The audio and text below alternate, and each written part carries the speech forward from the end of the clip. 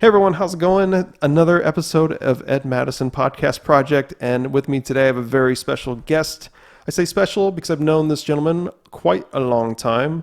I think when I probably met you, I was probably what, Five. five, six, something like that, right? Yep. And this is actually Bob Armstrong. So, Bob, Hello, everybody. thanks for being on. Appreciate it. Yep. And this doesn't have to be so professional. And I don't know, you've never been on a podcast before. No. It's just an easy hangout, talking about fun stuff, and we actually agree upon and can talk a lot in length about a lot of topics. But the nice thing is that I've mentioned in podcasts in the past that I've done on here is that, and by the way, you're number 32 that I've done so far. So Well, I'm glad you're experienced. yeah, a little bit One of experience. us, I yeah. mean, I'm still a little awkward at times, but I mentioned actually you a couple of times throughout the podcast in a positive way, or in a way of mentioning that how did you start with something or get into something. And a lot that I do is music related. I'm also kind of a nerd, and also into games. So in the past, I've talked about, guitar. He played guitar when I was growing up, and my dad did too, but he really didn't do much with it like I saw you do, because he can actually, when I saw him growing up, 5, 6, whenever it was, probably in my before 10 years old even, where he would be able to play guitar, but not just strum a couple of chords on an acoustic guitar like my dad did. Because I had my dad ended up buying it was an Alvarez, and it was something I used in eventually to learn on. But he actually had electric guitars and acoustic guitars, and watching him play was kind of a motivating factor, and also introducing me to some pretty cool music too, which I still really like today. Like we talked about Collective Soul earlier, right? Yep. Yep. So music, guitars, and to some degree video games too, which some of these we might get into again later on, but also watch back to the previous ones. Quake it's kind of an interesting one for me, because Quake was a video game I had not seen anything like at the time. And I don't know if you can remember or not, but I remember going to visit him because he's ex-stepdad. Is that the best way to properly say that? Well, that's accurate. Yeah, just to say it.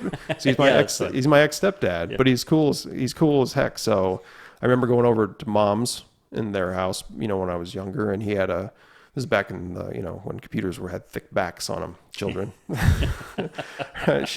Baby got back. So, and he was playing this game, or, he was showing off. And I remember some other games too, besides Quake, like that Microsoft underwater one. I can't remember what the heck that one was called. That was probably Hive.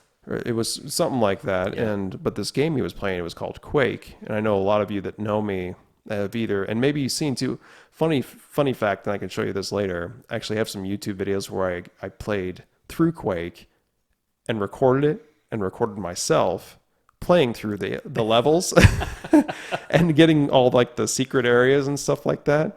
So, and of course, link below if you want to see that. You may not want to. That was quite a few years ago. So this man influenced me for video gaming too. That was the first person shooter, maybe second, that I ever played, because I feel like out in Viola, was it Viola? Where did your dad? That was south of Viola, yeah. South of Viola? Yep. Growing up, when I used to go hang out too, not just at their place and see him play Quake, I feel like even before that in Viola, or just south of Viola, your dad at that house, they had a computer there, and it had like Wolfenstein, Yes. and it had some old race car game that I can't place now for the life of me what it was, but it was one of those kind of OG ones, race car games that you could do stunts and things on. Yeah, those are old DOS games. Old DOS games, Yeah, right? yeah. So let me ask you, when can you remember getting into any kind of video game where you played? I know you didn't probably play a lot, but how did you come across that Quake video game? So at the time that I got into just computers in general, they were starting to be used in my profession in the automotive world. Engine analyzers were giant. They were 6 feet tall and great big boxes, and they had real rudimentary computers in them. And I just knew that was like 91 or 92. And I wasn't quite sure what we were going to do with a computer yet, but I knew that your younger sisters were going to need to know it sometime. So I got the first computer, it was 91 or 92, lived in New York. Didn't really know what I was going to do with it yet. We had some ideas, but didn't know how to do any of it yet. Just got it.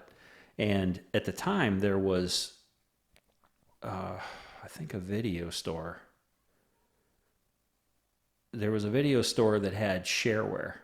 So it was these funky little DOS games that you could get for $3, and then if you really like and play the first level or something like that, and if you really liked them, then you would pay the rest of the whatever it was back then To unlock the game. to unlock the rest of the game, or in fact you could unlock level by level on a lot of those old games. Like a demo, basically. It really was, and that's how a lot of that kind of software was distributed. It might have been a word processor, it might have been whatever, but there were games, and they were kind of fun.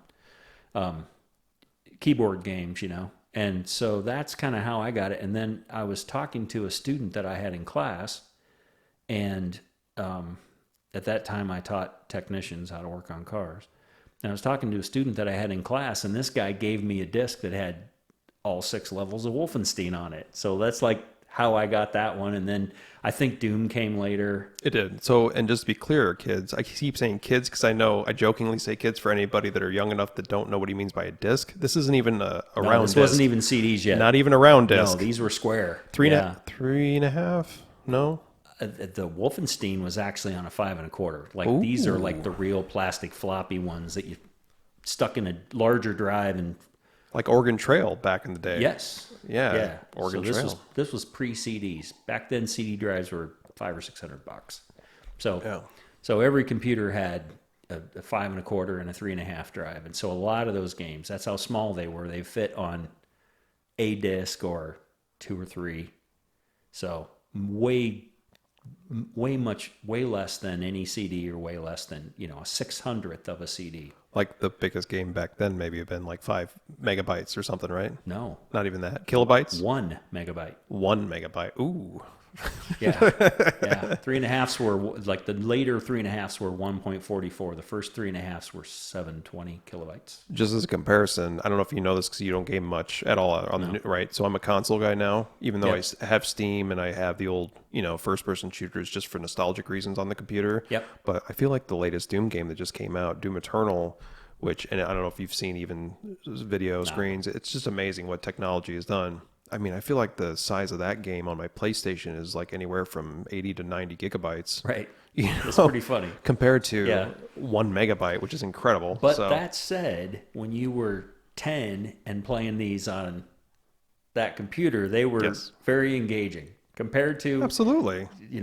Technically nothing compared to what's going on today, but they were still fun when that was like the first thing you'd ever done. Yeah. Exactly. I mean, that was really before even dial-up internet we were using back then. I mean, were we using dial-up? Yeah. When did I don't even know when dial-up came about.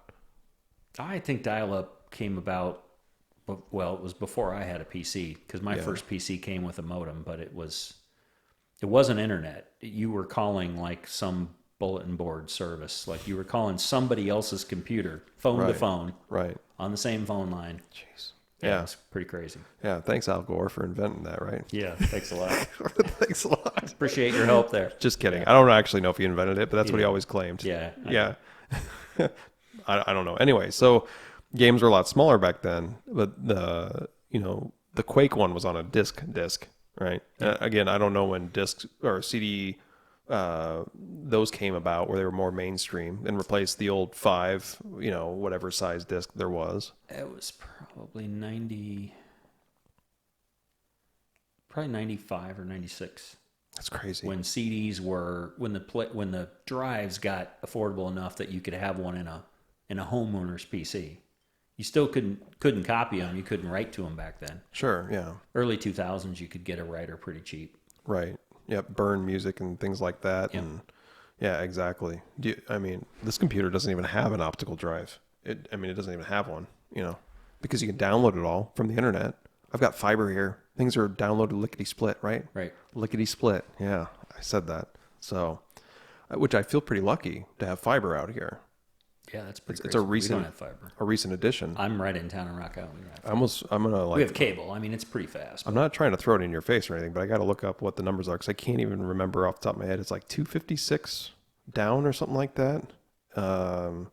I was just curious to check. So what I guess I'm saying is it's nice because, online game playing now, if you want to do that, all of us in the house, there's there's 3 active PS4s in the house, living room, PS4 Pro, and the boys each have their own in their rooms, but we can all be playing and there's no lag really, which is pretty awesome.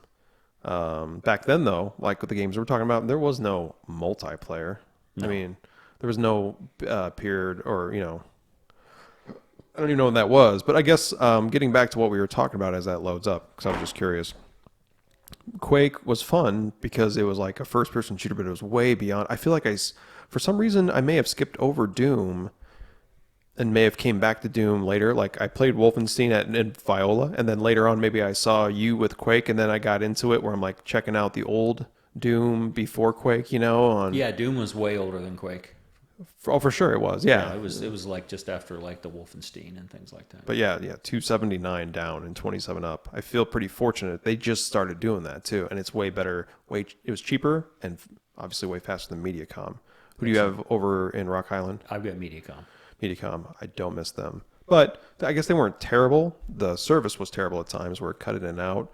But I don't know. At least they didn't prevent me from canceling my service. I figured that when I went to call to cancel, it would have been one of those battles, right, where you'd have to get moved around to multiple people to see if you'd just give up. But they actually were pretty cool about it, because I told them I had fiber, and I think they completely understood. Yeah, there's no arguing with that. We can't win that battle. Right. But yeah, so Quake was fun though, and did you get that Quake disc from like the same kind of place you would have gotten the other ones, or where do you think you got that? I don't remember. I just like picking your brain on this. I really don't remember getting that one. I probably saw it somewhere, but that probably came from a computer store. I just don't remember. Yeah, and that's fine. It was the funny thing is with Quake, it's so dark compared to the games that were before, like Doom. Doom was, violent and, but this Quake game was a completely different level of, of course, graphics improve and things like that. But that's a huge thing though for me, is because I fell in love with that back then. And then, it still influences me, like some of on my guitar cabinets that I use for live playing. I basically had screen printed the Shambler from the game, but an artist rendering his own unique rendering. So that's pretty cool. I thought it was pretty cool. But anyway, so you got me started on that, and I still play video games. Even if you don't anymore though, what was the last video game you played? Computer or console?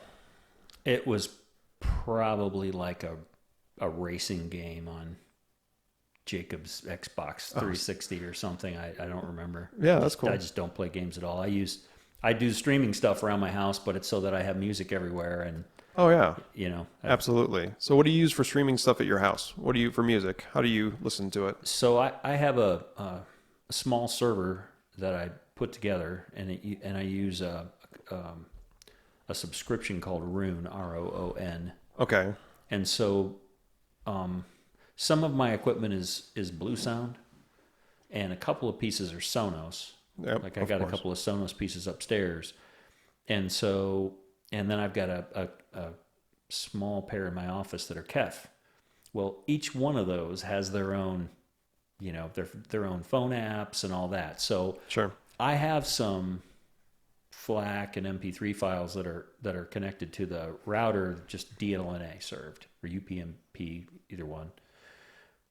And so any one of those systems by themselves can go find that, but Roon can push that. So just like you can combine Sonos or Google or any of those, you can combine multiple rooms or multiple sets and play the stuff back. If I use Blue Sound, then only the stuff that is Blue Sound plays, and if I use Sonos, only the stuff that Sonos plays. I like Sonos for things more like, actually it would be more like this, or like Audible, Stream Voice, but sure. I'm not really too crazy about their music. Like the quality is just a little different. Blue Sound behaves kind of like Sonos, but the music quality is better. But it only plays nice with its own stuff, and so does Sonos. So what Roon does is it's server based. So everything is running on that main server, and so all these devices become endpoints. So I can still only group the like stuff together, but I could send it to the Kef ones and the Blue Sound ones and the Sonos all at the same time if I wanted to. I mean, the way that works out in my house, it really wouldn't make much sense to send it to the Sonos stuff at the same time because it's upstairs and downstairs. But I've got, outside. I don't have anything in my kitchen yet, but I will. Yeah, of course. But I've got it takes time. You'll get there. my main 2-channel and the TV soundbar and the little surrounds in the rear. That is all Blue Sound stuff. And then I've got an amplifier. It's a streamer and an amplifier.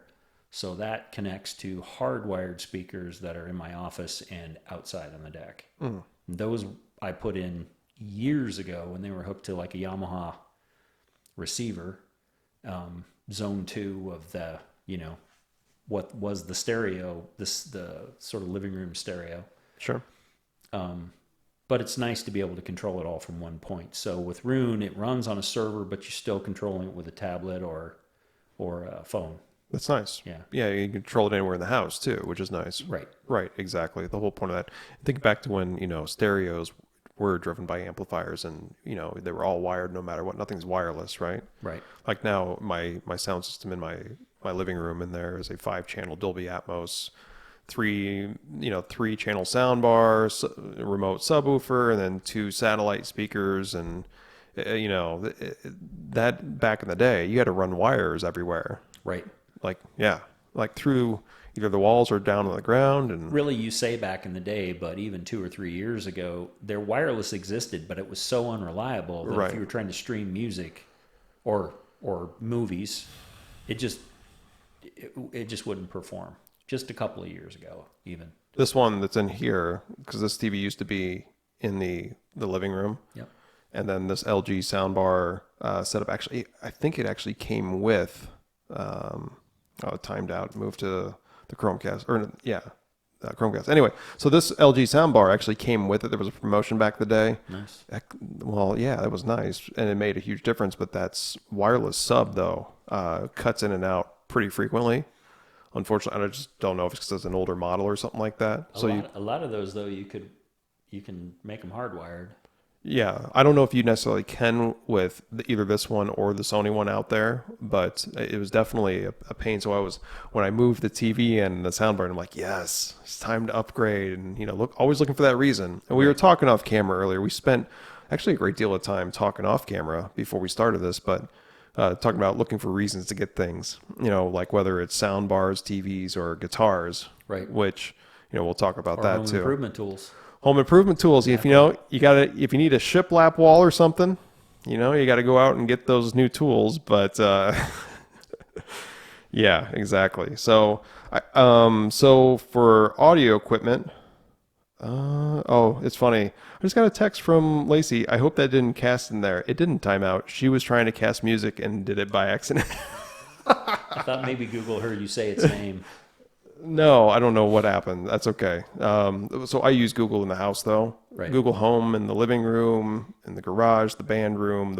Each bedroom's got one, for music. Or we put one out back too. So if we're having a party, we can actually sync them all, like you were saying, with your setup. That's nice. And they're all kind of running. But that's what we use here, though, mainly. They do a pretty good job, I feel like. Anyway, music though is a pretty big part. Another thing of me that learned a lot from him, from not just like from guitar stuff we talked about earlier, but bands, and we talked about maybe Collective Soul even on camera. But can you remember, and maybe I asked you this before, but I totally forgot, when did you start playing guitar, or what drove you to that? So I was always kind of interested from the time I can remember, but there was really one huge turning point. So my parents had record albums and albums and albums of 60s and 70s country music. Never loved it. Really couldn't stand it at the time. What was an artist back then? Conway Twitty, Loretta Lynn, like pretty classic stuff. But I think my mom at the time, belonged to, there were these record clubs back in the day. And so once a month they'd send you a record, and they had a record case full of these things. They really hardly ever played them, but they had a bunch of them. But I went through them all and tried to find something that I liked, and couldn't find any. So one weekend, a friend of theirs came over and brought some albums. And when that friend left, he left his albums. And so I went through his stack, and in this stack was this really cool looking one that had this like wizard looking guy on the side of a mountain, and it had this crazy writing on it like El Zoso Soro, right? I know where this is going. And so I pull this album out. It just looked way too intriguing, right? I pull this album out, put it on the turntable, and Black Dog. And so Led Zeppelin 4, when I heard that, I was in 5th grade probably, which was a couple years after it came out. I think that album came out in 74, so this would have been 75 or 6. I was blown away. Well, it's funny because you say Black Dog, and if you're a Zeppelin fan, it's like you just start hearing the song, right? Right, but I mean, it was years before I knew that album was Led Zeppelin 4. Oh, right. So, but hearing it though, in the moment, you're like, "Holy cow, this is awesome!" Right? It was awesome. And Yeah. Then it just, like every song, then I flipped it over and I hear the rest of it, and I was just blown away. And that was the point where I knew I just had to start playing guitar. Sure. So yeah. I begged and I begged and I begged, and I got. Back then, there was a department store called Montgomery Ward's, and Monkey picture Ward's. it being like JCPenney or Sears kind of, but they had guitars and they had different things besides clothes. And so begged and begged and begged for a guitar. It took me a couple years. So it was probably around 6th grade or so. I finally got one, and it was the most awful. I mean, but see, I didn't know. Like, I didn't have lessons or anything right then. So I didn't know the guitar was really as bad as it was. Yeah. I just thought it was meat, right? Yeah. Tuner stripped out. It was this little, it should have been a nylon string folk guitar, but it had steel strings on it. Yeah. So the neck lifted, the top caved in, the bridge pulled, a couple of the tuning keys stripped out. I mean, it was really, really awful. It took a few turns before it actually started moving, the tuner. Oh yeah, it was bad. Some were tighter than others, and I didn't know anything about it. It had brass gears, and it was really awful. So I got pretty frustrated, but I kept bugging my dad because he had this 62 or 3 Harmony Rocket, which is a hollow body single cutaway. I still have that guitar. He's gone, but I have his old guitar. So we had this thing, and he didn't play it. He had bought it when he heard, this is like a Bad Company song. He heard his first Beatles song, and he bought a guitar. And that is literally like the guitar, the amp, and the microphone. He did that. Nice. Took a few lessons, decided it wasn't for him. He had a lot of stuff going on anyway. This was sometime around maybe a little before I was born, somewhere around then. So he took a few lessons. He knew a C chord and a G7, but he always blamed his fingernails because he couldn't play them. Because he really hadn't, this is 15 years later. And this guitar has just been in a box. It's got the same strings, not in a box, but in its case. One of those old cardboard cases, Sure, yep. And so he drags this thing out, and I'm trying to play something. He was trying to show me this tune to Peter Gunn, which is this old TV show. Real simple tune. And like 5 notes on one string. This is like a riff. This is a riff from the 60s, like a riff, right? So anyway, he's trying to show me this thing, or maybe before that, I don't know.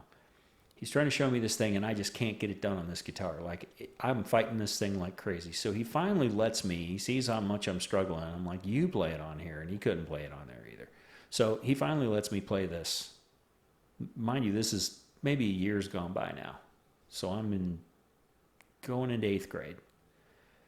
And he finally lets me try it on his guitar. And I could play it in seconds on his guitar.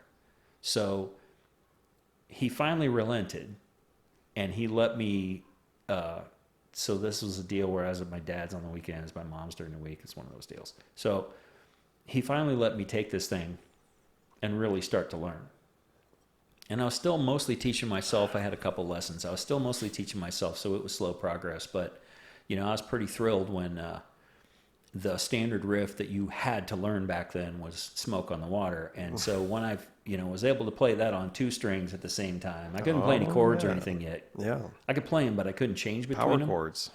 I mean, any chords. Like, I could play chords by that time, but that's like one of those things that one of those milestones when you're a guitarist that when you can start to just change chords without Cleanly. like refingering everything, right? Yeah, clean. And do it in that 1, right? If you're playing something in 4/4, can I get it changed from 4 to 1, right? Mm-hmm. So when that started happening, the light bulbs started going on, and then then it was on. I just night and day. Well, and you're left-handed too. Not to give anything away here. Left-handed, I but was playing on a right-handed guitar because that's what was available. And back then there was like a the only guitar left-handed that I ever saw until I was an adult was a Jimi Hendrix edition Fender left-handed Stratocaster that was $500, which was unobtainable in Astronomical back then. 1978 as a eighth grader. Oh yeah, absolutely. So ninth grade, whatever, and so that was just prohibitively expensive, and so I just learned to play right-handed, and that's my excuse today for for not being able to play a whole lot of stuff I'd like to be able to play. Yeah. Well, and we were talking about this earlier off camera too. You know, the left hand. I'm curious thinking about it. So if I was given something like that and I had, I guess if I tried it for the first time, I wouldn't know any better. Right. But I tried switching now, or even you tried switching now, wouldn't it be awkward for you still too? I tried. And It was terrible. it was terrible. It was terrible. My right hand was just useless. It's muscle memory. That's what it is. It totally is. Yeah. It totally is. Muscle memory is what, it's what makes anything like that happen. You get used to something and That said, I really think it seems like when you think about it backwards, right? So I'm left-handed, so that's my fret hand. That ought to be better. But it's amazing how important your right hand is. At least in the kind of music that I want to play. for the rhythm, just For keeping everything. that strumming The and pocket, everything. Just Yeah, especially if you're playing with other people, especially. Oh, yeah. Like the right hand is so important. And obviously both together is the most important. Absolutely. So yeah, when I tried to switch, I had bad habits for way too many years when I tried to switch, but I always wondered if it was a limitation. And so there's none of them around here, but there's some in Chicago, and I ran across them in New York and Connecticut. Sam Ash, big chain. Yep. And they had some kind of a dent special on a right-handed or a left-handed Telecaster. Pull the trigger then? So I did. Yeah. And I tried it for a while, but I didn't keep that guitar very long. And I honestly, I can't, like a right-handed Telecaster is, the nut width is way too narrow for me. Big paws. Sure. They're just too narrow. And so that may have been a contributing factor as well. If it had been a right-handed Les Paul or a Strat or an SG or a PRS or something. Maybe it'd be different. Maybe. But it just really felt like, I thought, okay, I've learned a lot, at least about like fret position and all that stuff, right? It immediately goes over to the other side. So I thought, all right, just a little bit of practice. But I'll tell you, it was like trying to change any other bad habit. Right. Yep. Like playing with my thumb over the top of the neck. But that's not bad though. If you're throwing a root note in on a D or something, a D chord, open D, and you throw the bass, no up at the top. Well, you're being kind. But yeah, or if it's just a bad sloppy habit, because that's how I learned to play. Oh, I try to teach my oldest son, Joey. I told him earlier, I'm trying to teach Joey how to play guitar, my oldest son, and, seeing him where he can properly hold the necks, get his thumb more on the backside instead of letting it kind of go down lower. If he learns now, it'll be natural. For me, it's so awkward. I got to change the whole position of the guitar to remind myself to do it. Yeah. Yep, exactly. And those are the things that are hard to break. I was trying to teach him a little bit early on that, but yeah. So, okay. Zeppelin 4. Black Dog.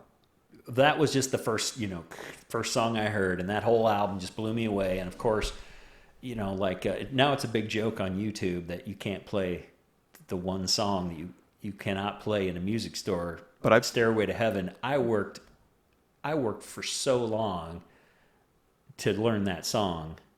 And I was going to say too, he's actually played that for me. I remember when we were younger. When I was younger, I think you would have been in. God, it may have been Warrenville. It may have been Warrenville. That may have been Buffalo. It may have been Buffalo. You're right. So it may have been Buffalo. I'm trying to get my houses down, right? And he's jumped around, not for work, automotive, like he's mentioned, teaching technicians and things like that earlier. But whatever place it was at, you were at the time for work at the place. But I remember him playing, and the best part was I remember and respecting. You're like, most people play it this way, and it's technically you gotta slide up from your 6th string or something. I can't remember what it was for the slide part, right? Because a lot of people would do it in the wrong string or wrong position. Just easier. They're learning it in cowboy chords, and that's not. Yeah.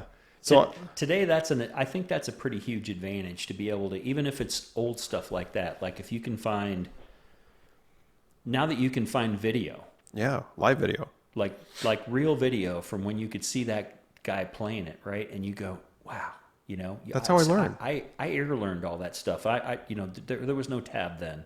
You're right. Yeah, And exactly. even learning on tab, you're really counting on somebody else's transposition, and you might not get it right. Yes. So I would trust my ears more than I would trust tab if the two didn't agree. But when you can actually see old concert footage, I mean, so much of it is out there now, and you can actually see concert footage of where, relatively, even if it's the video, the cameras always love the lead singer, right? So they pan over to the bass guy when the guitar guy's playing a solo. Some of those old videos the videography was pretty awful. Right. Yeah. But even if you can see, like, okay, that guy was up around I can't see what he was doing, but he was on the 5th fret, right? Right. Third position or something like that. That can't be what I'm playing, right? Yeah. So then you got to start thinking in triads or whatever. Like, how do those notes? I know it's those notes, but how do they fit on the 5th fret, right? And so in that whole process, you really start to learn. Yes, you start to learn. And then the amazing thing that you said, you did a lot by ear. Unfortunately, I've never been that type because I had tab when I started, just because I'm young enough. Right. It just was there. Right. I did have a Hal Leonard book for like the basic chords, and I never really used it much. I think it was something my dad had laying around. So when I started, I was just like flipping through it and trying to get basics down. But a tab was just kind of there. And you're right. He nailed it. You're trusting somebody else what they think it is. And then later on in life, after being in bands, I found that just watching live videos on YouTube has done a lot for a lot of musicians. Right. Whether you're starting from scratch learning how to play guitar, drums, whatever it is, like the boys watch, or my youngest he watches drum videos on YouTube, right? But being able to watch live music, and you know what the best ones I found are? The best for trying to learn covers is when they sit down and do an acoustic version, because not only are they playing it the right way, there's not crazy pans to different parts of the band. It's just two people in one spot, right? Yeah, so it's exactly. like one camera angle, and you can see everything, and that's especially when I do a solo acoustic thing in the past, where I've done quite a bit of, just myself, get up there, sing and play.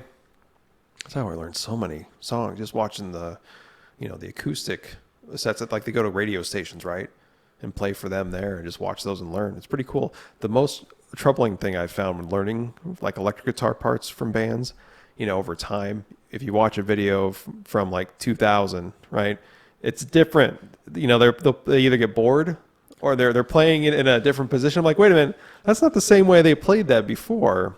Like, instead of, if it's a bar chord, for instance, like in a drop D format or drop whatever it is, instead of playing that up on the 10th fret, it'd be down on the, as a power chord on the 5th, 4th, and 3rd strings on like the 2nd fret or whatever it is. Right. And there's little things like that I thought were interesting. But then again, you play the same thing enough, you're bored, right? You're going to change it up.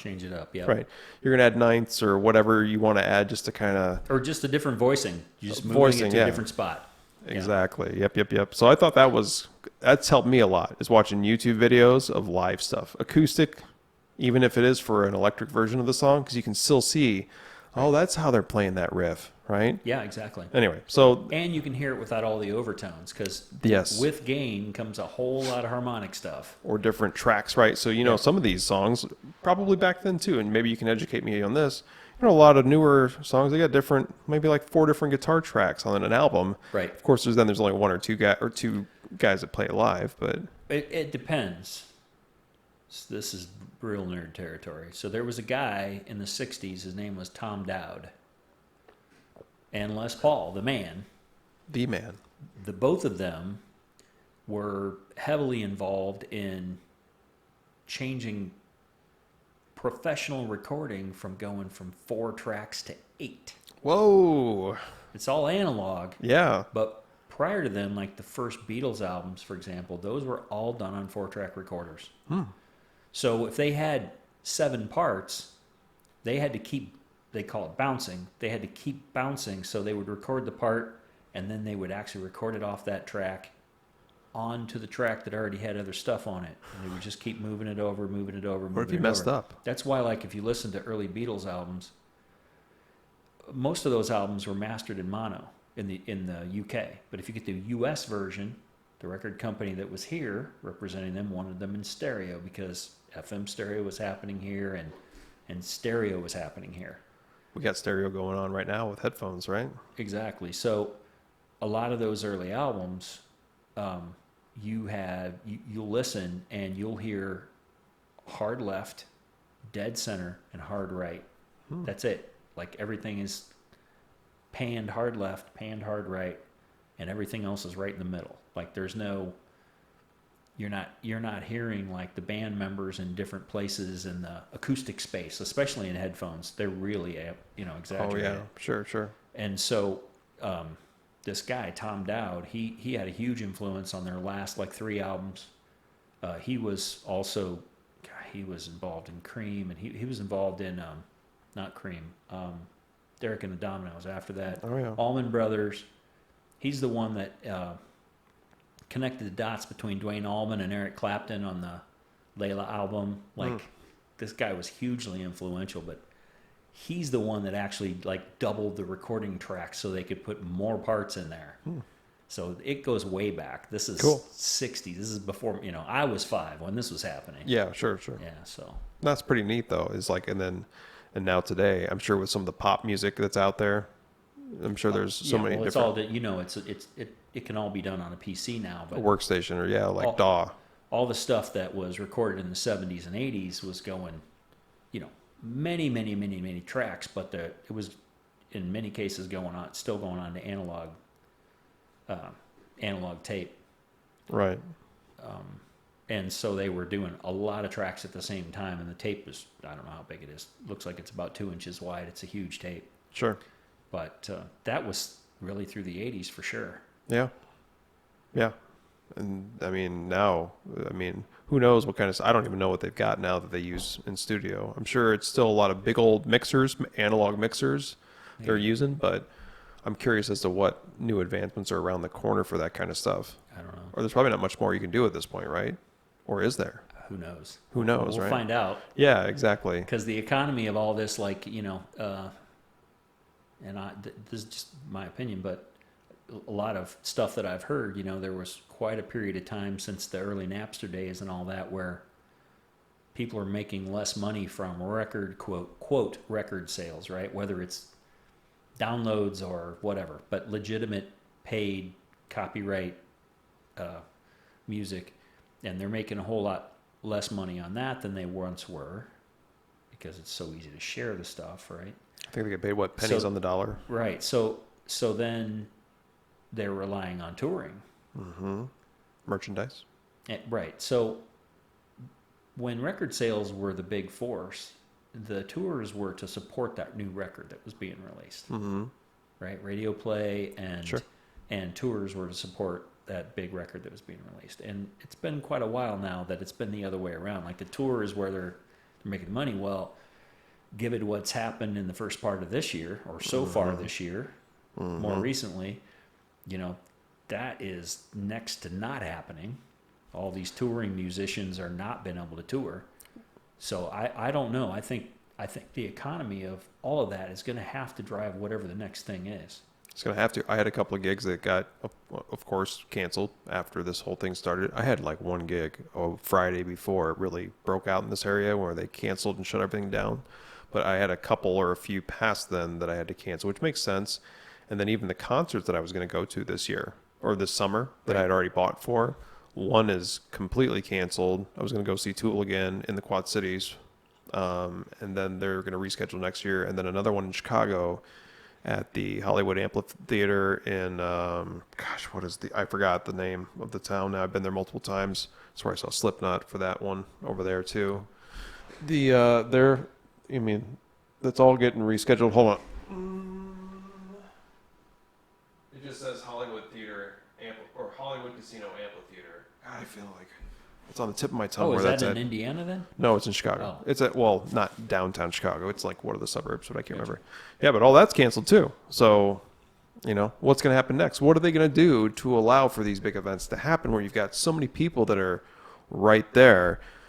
You know, they had a lot of, like Pritzker, didn't he say something about, I don't like talking politics, but Pritzker said something like he was going to let some things happen until there was a cure or something. Did I read that before? Is that wrong? A lot of stuff has been said. Okay. Gotcha. I certainly don't have any expertise on it. I know don't that either. right now gatherings over 50 are still Is that what it not is? on the table. So In Illinois or across the country? in Illinois. In Illinois. Okay. Yeah. I feel a little fortunate being on the Iowa side of the river because we opened up just a little bit sooner. Certainly had more liberties, that's for sure. Certainly add a few more, yeah. Yeah. But either way, it'd be interesting to see where it goes from here. Right. I hope that whatever the method is, that, you know, it doesn't drive the creative force, because, you know, how the music's being made, I don't think is as important. I'm sure it's a factor, but, you know, what's going to drive the creative process, right? There's all these 8-year-old virtuosos that have shown up from exactly what you were talking about before, the advantages of being able to see YouTube and stuff. Yeah. Like, some of these little kids make me just want to, like, lock my guitar cases and, you know, bring them over here and give them to you, because it's amazing how some of these people just, you know, the chops they have. Yeah.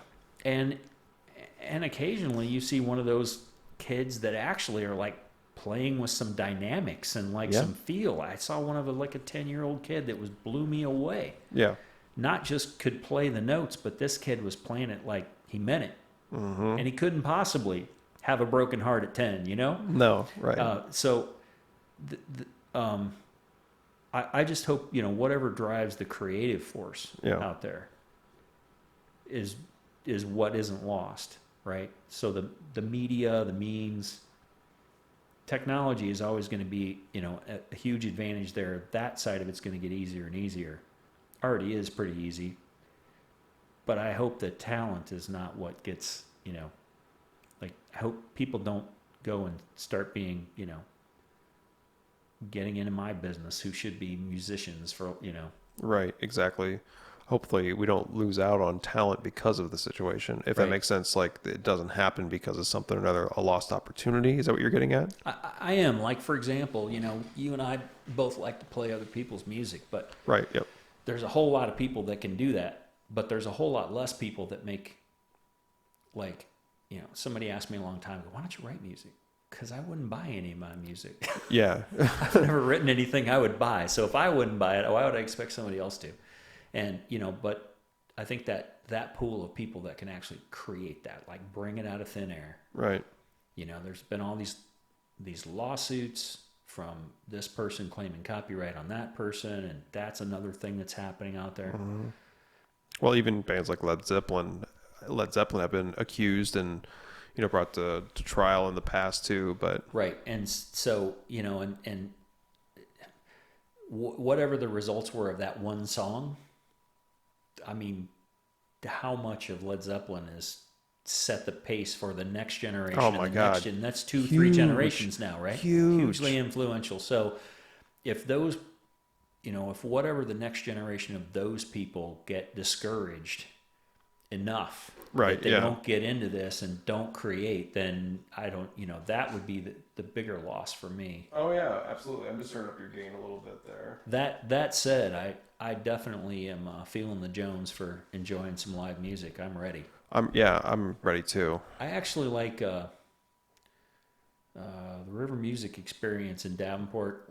That's a awkward little venue that only, you know, a quarter of the people can see the stage and all that, but they really bring a lot of bands to the Quad Cities. You know, I think this area, I don't know how much your viewers know this area or are from this area. If they're people you know, I don't know. But I mean, some are local. This area in the last 5 or 6 years, I haven't lived back here that long, but I was hanging out here for the last decade and watching, you know, prior to all this, you know, that I don't know how many people exactly fit in RME, but I'm going to say 200-ish maybe. Yeah, it's not very much. But then there's another little venue that just opened a couple years ago. It's where EMI's used to be, down right off the Arsenal Bridge. That's like a 400 person or 500 person venue. The Rust Belt play or the No, the Rust Belt's in East Moline. East I'm Moline. talking about Okay. on the Iowa side. Oh, Iowa side. It's where So EMI's out of, it's okay. about a block off of the Iowa side of the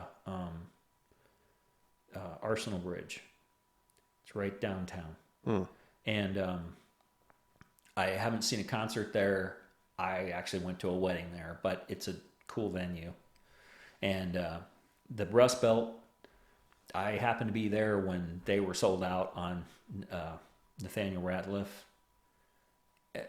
That place is really tight when they're sold out. But I think if it wasn't 8,000 people, if it was more like 4,000 or 5,000, that would have been a super cool place. That's the old International Harvester Works in East Moline. Yep. And then you got the bigger ones like what's called the Tax Slayer now, that you can always tell if someone's from here. They call it the Mark. Right.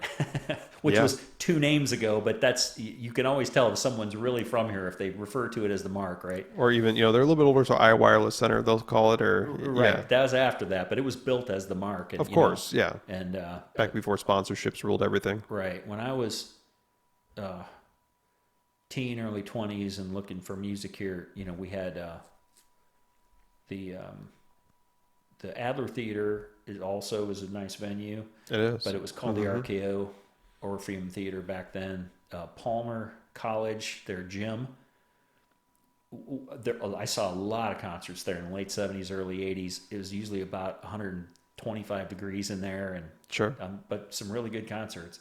But we kind of only had a couple of venues here. The Call Ballroom, I saw Stevie Ray Vaughan there, and I know a lot of other acts. I think Jimi Hendrix was there, and over the years there were a lot of bigger acts there, but big history. Right. But this area having venues that, are 200, 400, 600, 1,000, 4,000 really broadens the acts, right? So yes, you're going to have the big acts that are going to be or in this area, we're going, let's face it, if it's a really huge act, we're going somewhere else to see them. But some pretty big concerts are here at, say, the Tax Slayer. I'm not sure how many that holds. I'm not sure either. 15,000 maybe. That sounds about right. Somewhere in that ballpark. Sounds about right, yeah. So bigger venues, we're going somewhere else. But it's still not that far from here. 3 hours from here in 2 different directions, we can see some pretty big stuff. Absolutely. So I think that was super exciting that this area had all those different size venues. So you bring in an Eric Gales or a Samantha Fish into someplace like the RME, and it's packed. But they can afford to bring that act in there, and you're seeing some just killer new music, or let's say relatively, compared to the superstars, relatively unknown but profoundly talented people. Of course, yeah. In those venues, and I really hope that some of those aren't the casualty of this. I feel like they're going to be, because they're not going to be able to get very many people in there, because it'd be half capacity, or would you say 50 people or more? They can't do anything right now. That was like a gathering thing. I just saw gathering something thing on that. So I don't, okay. I'm not sure. We're just opening up today, and we meaning Illinois. I think we're just opening up today for some indoor seating. This Friday the 26th? I think it's today. Yeah, there's some restaurants are now able to do indoor seating in Illinois. We have not been able to. Right, which I was mentioning the Iowa thing. We're kind of a little more spoiled because it was like midway through last month. Right. I think is when they opened it up, so you could do more of that. And right. So we'll have to see how that goes. There's a couple of restaurants that are local to me that I knew well enough that we discussed it a little bit when they first were having to do only carry out and all that, and they were both really concerned about. I don't consider a bar. Yeah. You cut your people by a third. You're cutting your income by a third. I don't know how they offset it. I don't know how they're going to do bands either, and that's why I haven't even tried to go out and just start talking to bars again. Even my buddy up the road in Wilton that I told you I can go, just whenever I want off camera. We were talking about Brian Froh. He was on the podcast before too. I need to catch up with him, but I don't know how that's going to work, how it's going to affect things. But for music, live music, getting people in, are people going to be weird about it? Are they done with it all? Are they ready to just do it? Let's get back to normal. But at the same time, are there associated risks with everything going on? I don't know. It'd be interesting to see where that goes too, which affects me. Then maybe I'll just be an office guitar player at that point. But at least I got all the gear to go do it if I need to. If you right? want to, yeah. Or, you know, the maybe joke outdoors, maybe, I don't know. The funny joke I've made with a couple of musician friends in the past. You know, if the guitar thing or the band thing doesn't work out, I've got the PA. Just be a DJ and sell my soul. So go over to the other side. Go over to the other side. So, so I guess speaking of, it's interesting. You said restaurants, and I've worked over in Illinois. You know, I've ate outside at a couple places for lunch a couple times. You know, I usually take my lunch leftovers or something like that, but. Sure. Enjoy that. Food. You pretty passionate about food?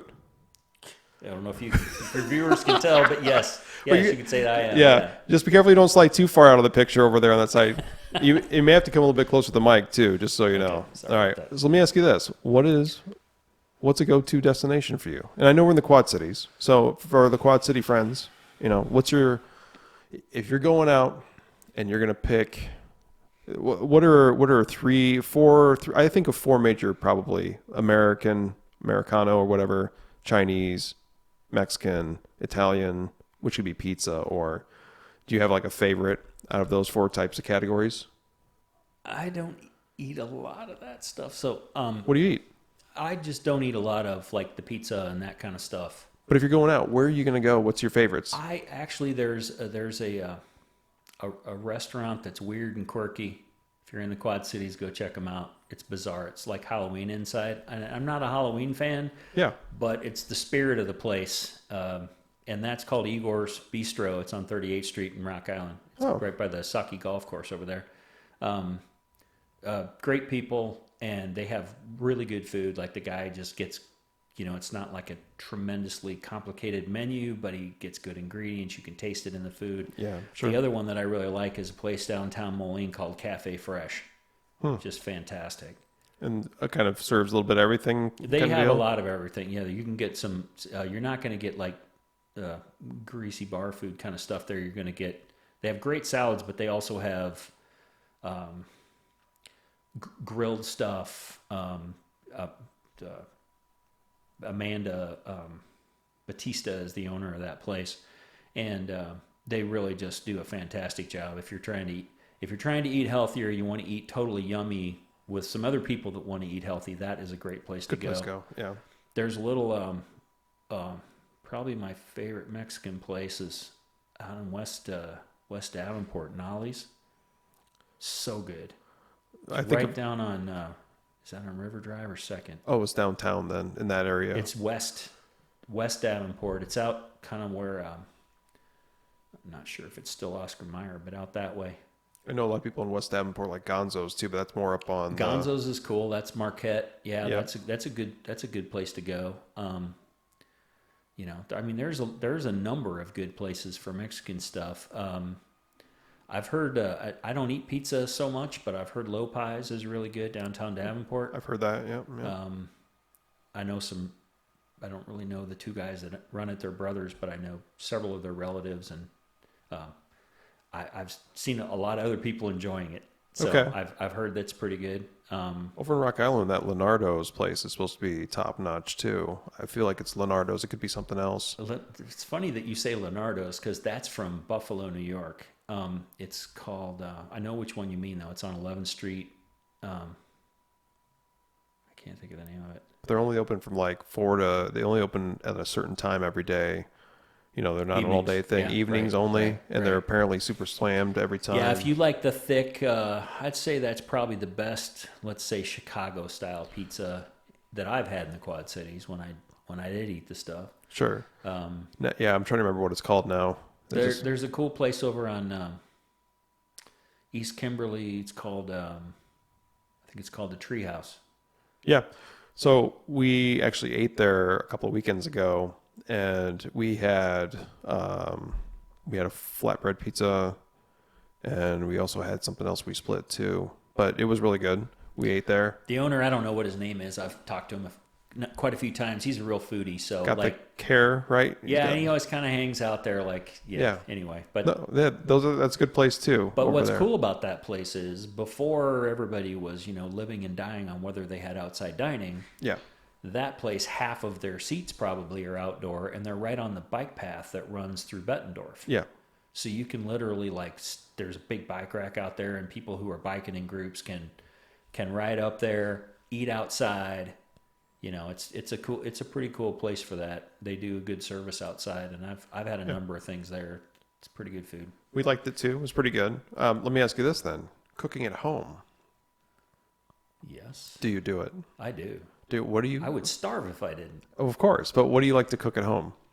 I mean, my favorite thing to do would be to grill. To grill. Not barbecue, not all day, not low and slow, Right. not all that kind of stuff. Just grill.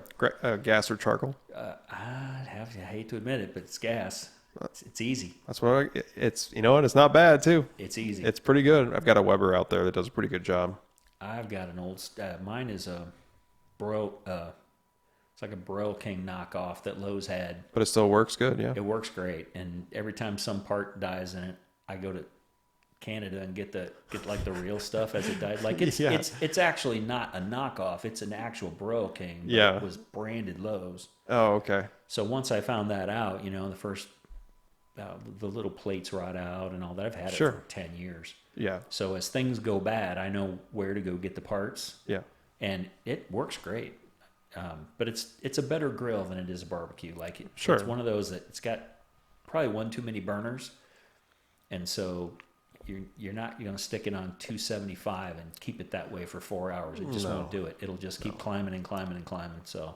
Well, if you're like us too, it's funny because here we don't have time all day to do that, right?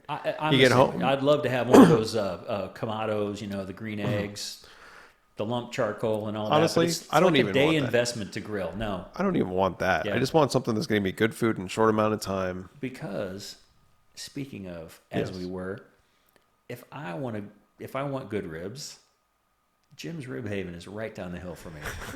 And I know there's people that are passionate about a couple of different places on the Iowa side, but I don't know if there's better ribs in the Quad Cities than Jim's. Oh, yeah. And I think you call them Omaha style because I think the other original Jim's is in Omaha. Yeah. But yeah, if I'm going to do that kind of stuff, I'm either going to just crock pot it, if it's a roast or something like that, or if it's ribs or something that's easy to screw up and painful and you have to do it all day, I'd rather go to Jim's. So let me ask you this. Grilling, we've talked about. Barbecuing. Have you tried crock potting? Have you tried air frying yet? I have not. We got one of those. It's pretty spectacular. Like on those summer days when it's raining outside and you can't utilize the grill and you'd rather not bake. The air fryer does a pretty damn good job. Thoroughly cooking, but also keeping it moist. Like we do a lot of chickens. I don't know. What do you do most of? Beef. Okay. We do a lot of chicken here, and it does a really good job of not drying it out and really just evenly cooking it. And, so I didn't know if you tried that or not. I'm one of those lunatics that goes for good beef. I just went up to northern Iowa and bought a portion of a beef. Did you? Literally just last week went up and picked it up. Ordered from two months ago. Travels to a butcher just for his beef? That's important. I traveled to the farm. Oh, nice. If you want healthy beef, go meet the farmer. If you want to know where your food comes from, go meet it while it's still standing. How the hell did you find this guy? I found him through a farmer's market that's based in Cedar Rapids. I was looking specifically for grass-fed, grass-finished beef, and these guys have Highland cows, they're like a long-haired cow. They got big horns. They kind of look like a smaller oxen in a way. They're called Highland. I'm going to say Highland cows, but that's okay. They don't butcher cows, they butcher steers. But anyway, so I talked to it's a husband and wife that own this farm, and I talked to her at great length, and they had schedules on when they were going to take beef, and they are grass-fed year-round, so they grow their hay, and they're hay-fed in the winter. And there's a lot of health reasons why that's better for you than the Midwest favorite of corn finished. Yep. You pay more for it. You get a little less pounds of meat, but it's a lot better for your brain and your body. Tastes good too, of course. It's fantastic. Yeah. It's real lean.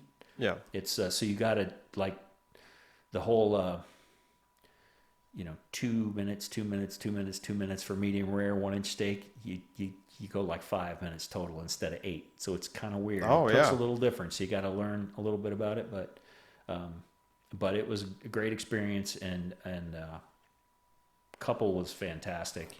You okay to share the farm name or anything like that? It's Highland Farms, It is called. Oh, so it's Highland Farms because Yeah. it's Highland and that's cows in, or something like that. You were saying, right, Right, and that's in Decorah, Iowa. Oh yeah, one of my. Beautiful country up there. What a great drive. It was pouring down rain, but I could tell it was just absolutely gorgeous up there. I'm going to go do that drive again. So I'm assuming you went up through. I'm guessing. Did you go up through? And I'm trying to remember now. Did you pass through in the Iowa side, going up like Guttenberg and all those Yes, small towns? yes. Which is by Wisconsin, real close. On Yeah. the other side of the river is Yeah. Wisconsin. Yeah, So you went up that I way. went up 61 to just short of Dubuque, and then cut across, yep. 51, then 52. Really nice drive. Decorah, and I know Bob is he hasn't drank an alcoholic beverage in how many years? 33. Fucking fantastic. That's awesome. Great. I have to admit, one of my favorite breweries, though, is in Decorah. It's called Toppling Goliath. And if Okay. you've not heard of them, I haven't. Yep. their new facility, huge. This place is taken off from a small place, and I don't want to spend much time on this, but yeah, it's like out here in the middle of nowhere, Decorah, Iowa. Right. But it's this massive brewery up there. They, so I went up following Google and I went really on the labyrinth. I don't think I actually went through the town of Decorah. I went through Gutenberg, but then the rest of it was all county roads and crisscross. Yep. And so when I was coming back, I wasn't in a big hurry. It wasn't raining as hard. I kind of wanted to see the countryside a little bit. So she gave me some directions to go past a winery or something that's up there, and she said, go down the road, go down 2 roads. When you see the sign for this winery, you're going to go down 2 miles of gravel road if you don't mind that. In Iowa still, of course. Yeah, and Yep. Iowa gravel roads are way better than Illinois. They're so much different. Like your truck still gets dirty, but it's not, you don't have 2-foot deep holes in it. Right, yeah. And so anyway, went that way, and the road back was much more direct, but it was Sure. also just really beautiful and scenic. I think I'd like to check out, do a weekend in Gutenberg. I think that is really gorgeous up there. It is really gorgeous. There's a small, I don't know if it's an island, but it's like down below and then out on the river. There's a bunch of super nice houses out there. And then Right, I was driving along and I see this sign for Scenic Outlook, and it's pouring down rain, and I'm thinking, darn, you Yeah. know?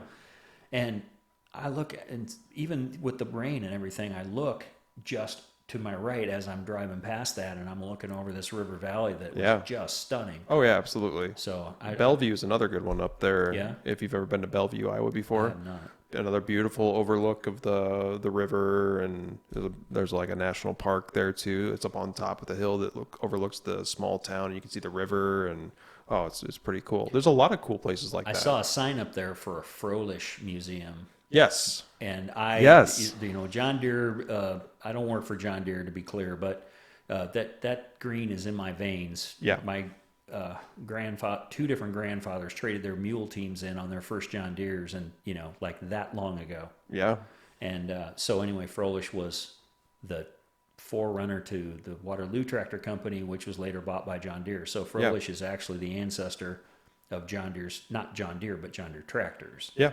So I'm going to have to get back up there and see that. But like I said, this was a rainy Friday afternoon, so they weren't open. Also, that Froelich has invented other things too. I've looked into it. 'Cause I used to pass by it as well. Oh, okay. Yeah, that's the only reason I know about it. And I looked at it, I'm like, what the heck is this? And the bar owner I told you about that I'm Yeah. good friends with, Brian Froelich. Oh, wow.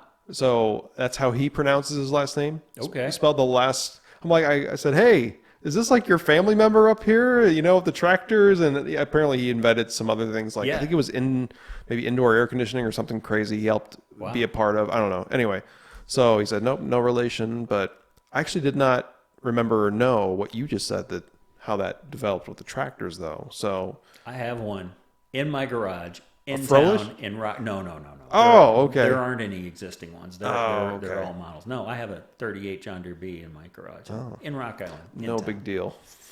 Right in town. My neighbors were just not impressed. Like, what are you going to do with that? I said, what's my lawnmower? Shh. Get a belly mower for it and never use it, just to Exactly. threaten to use it, so that Right. No, that's cool though. You got a tractor. Was that? That was my. It was my mom's grandfather's. So my great grandpa's, and then they drove ran it until it literally just fell apart and got parked along a field for like probably 20 years. Yeah. And then when I was a little kid, my grandfather dragged it out of there. My three cousins and I were there. They dragged it out of there. This is 69. I was 5. Yeah. They dragged it out of there, and my grandpa took it into town and kind of pieced it back together and got it running again. But they only used it for a year or two in the field, and then it sat outside my grandparents' garage in Aledo, Illinois, Yeah.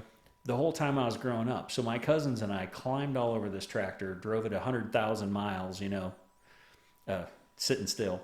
The whole time we were little kids and growing up. And so when I was 13 or 14, my dad and I, Grandpa decided that he would sell it, and my dad and I got it and restored it. So yeah, there's pictures of me in Parade and Viola and New Windsor. Yeah. So we had a bunch of those antiques, and so that's really all that's left of all those. Cool. My dad's are all gone. My grandpa's are all gone. So That's pretty cool. You but still that got one's it. still around. Yeah, I got no use for it, like no purpose for it whatsoever. But Doesn't matter. I'm sentimental, so That's the only reason I have that SG still. Yeah. Part of the reason. I never play it. That's a little easier to park. It fits real good on my guitar rack over there. You'll find when you get older and you decide to start playing some raspy old music or something, you'll drag that thing out. It'll be just right. The difference is raspy music for me will be different from raspy music for you and for my kids too. Right. I'm stuck in that, and again, we talked music earlier. He introduced me to Collective Soul, which led me to more and more rock. Alice in Chains, I believe. Maybe you were listening to some of that too back then. Can you remember what your favorites were? Maybe besides Collective Soul, 90s come around. What are some of those rock bands you were kind of digging because of the guitar playing was really good, or you dug the vocals, the melodies? Not all that much of it, honestly. That's fine. I mean, I liked Alice in Chains a lot. I really, really, not only the guitar work, but the vocals were just. Oh yeah, Lane Staley. So good. Yep. And not only that, but there's far more blues in that music than that's more rock. It's more older rock oriented than it sounds. Sure. Like some alternate tunings and things like that, but A lot of half step down with Alice in Chains. E flat. but still the riffs are Oh yeah. more identifiable. Like you Sure. get to the new metal, the neoclassical kind of stuff, and I can appreciate some of it, but I understand. that was just not really when that came out. I was spending a lot of time in my car, a lot of windshield time, and Right. to me that is just not in the car music at all. I understand. So, but yeah, those are probably the two bigger ones. The two bigger ones. Yeah, for me from that era. Sure. Yep. Yep. And that's cool. And that helped. Just that little bit is all I needed to help I mean, push there was me. Pearl Jam, and there was some other ones. Like there was a period of time. I mean, there was a period of time just in between there. So some of that grunge stuff was kind of anti-guitar. It was. And I really was. Those formative years, I was in the Guitar Hero era. Even before me, of course, but I learned a lot of that music that the great music from the 60s and early 70s, I learned it a lot later. I wasn't hearing it in the 60s or early 70s. My parents were listening to country, right? So until I was buying my own music, I wasn't hearing that stuff. And you weren't learning any Conway Twitty, were you? No, I sure wasn't. So, those were... Even if that music wasn't like 80s Guitar Hero stuff, like huge riffs and Slash huge, right? Even if it wasn't that guitar centric, there was still always a lead. There were great parts, and a lot when the grunge thing started to happen. Some of it was kind of anti-Guitar Hero, right? And Yeah, it was. so 'Cause like there was some strumming or some alternate tunings, some music that I don't want to say anything bad about. It was huge at the time, but you know, it wasn't your thing. I get it. It wasn't your jam. Cobain was known as being a really talented guitarist, but No, he their wasn't. music, It really he wasn't. played some pretty crazy stuff at the time. Or let me put it this way, created some pretty crazy stuff that hadn't been done, right? But he also then, you know, there was just like that was one whole vein of that went that direction, and the guitar was the anti-hero suddenly. Correct. Yeah. But there were still a few that jammed and had great guitarists and great guitar licks and great guitar parts. Like you know? Pearl Jam. Well, right, and then you know, to get a little further down, that Pantera and you know some of the heavier stuff where you still had, it wasn't the same kind of guitar parts. It wasn't clean, then power chord, then a great lead, and then back to clean for the singer or whatever. It was really riff based. Yeah, especially Pantera. So I really appreciate a lot of that kind of stuff. But I can't say that there were too many more bands in that era that really like. Well, let me put it this way. Let's put it in the context of what moved me to want to get my guitar out of the case, right? And what was that then? Music, it just wasn't there then, which is why it's funny. I remember at 17, maybe 16, I went over to this old guy's house. Mind you, he wasn't old. He was younger than you are right now, but to me at that time he was old, right? Yeah.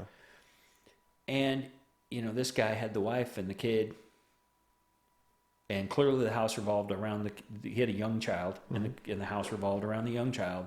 This guy had an acoustic guitar in the corner, and I'm like, "Oh, you got a guitar, right?" "Yeah." "How long have you played?" 25 years. Well, at the time I'd played 3 years, right? I'm thinking, wow. I can only imagine how good I could be in 25 years. Well, the truth of the matter is, I got better for maybe 2 more years, and I'm not as good as I was when I was 19 now. So now I'm that guy that I was looking at as a 16 or 17-year-old going, dude, what did you do with the last 30 years? You could be so good right now. Well, I did life, and what, you know. Guitar was on the back burner. Yeah. Places I couldn't play, I couldn't turn it on, couldn't turn it up. There were long periods of time I had a guitar and no amp, and I didn't have an acoustic guitar, so I'm playing, and you know, you get used to that. You start practicing with no amp, and suddenly when you're playing on an amp again, you're a whole lot sloppier than you thought you were, right? Oh, yeah. You thought you had this song nailed, and it sounds different.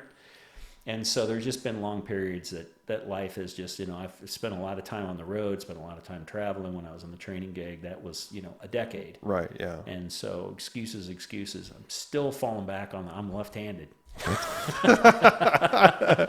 I mean, it's believable. It's sellable to me. I'm like, yeah, that makes sense. No, that's not it. It's just been not that commitment, you know, that paradigm of you got to spend 10,000 hours. I don't know how many hours I spent as a teenager and early 20s playing. It was a lot, but I'm not sure it was like, in retrospect, it wasn't all constructive learning time. Like I played a ton, but I played a lot of stuff that I already knew a lot. Mm-hmm. You know, it kind of went from being, I got to learn to, you know, I come home from work and that's how I just unwound for an hour, right? Yep. Just sweat it out over the strings. And so I don't know how much progress is made when you're just doing that. I think you learn a lot faster when you're playing with other people.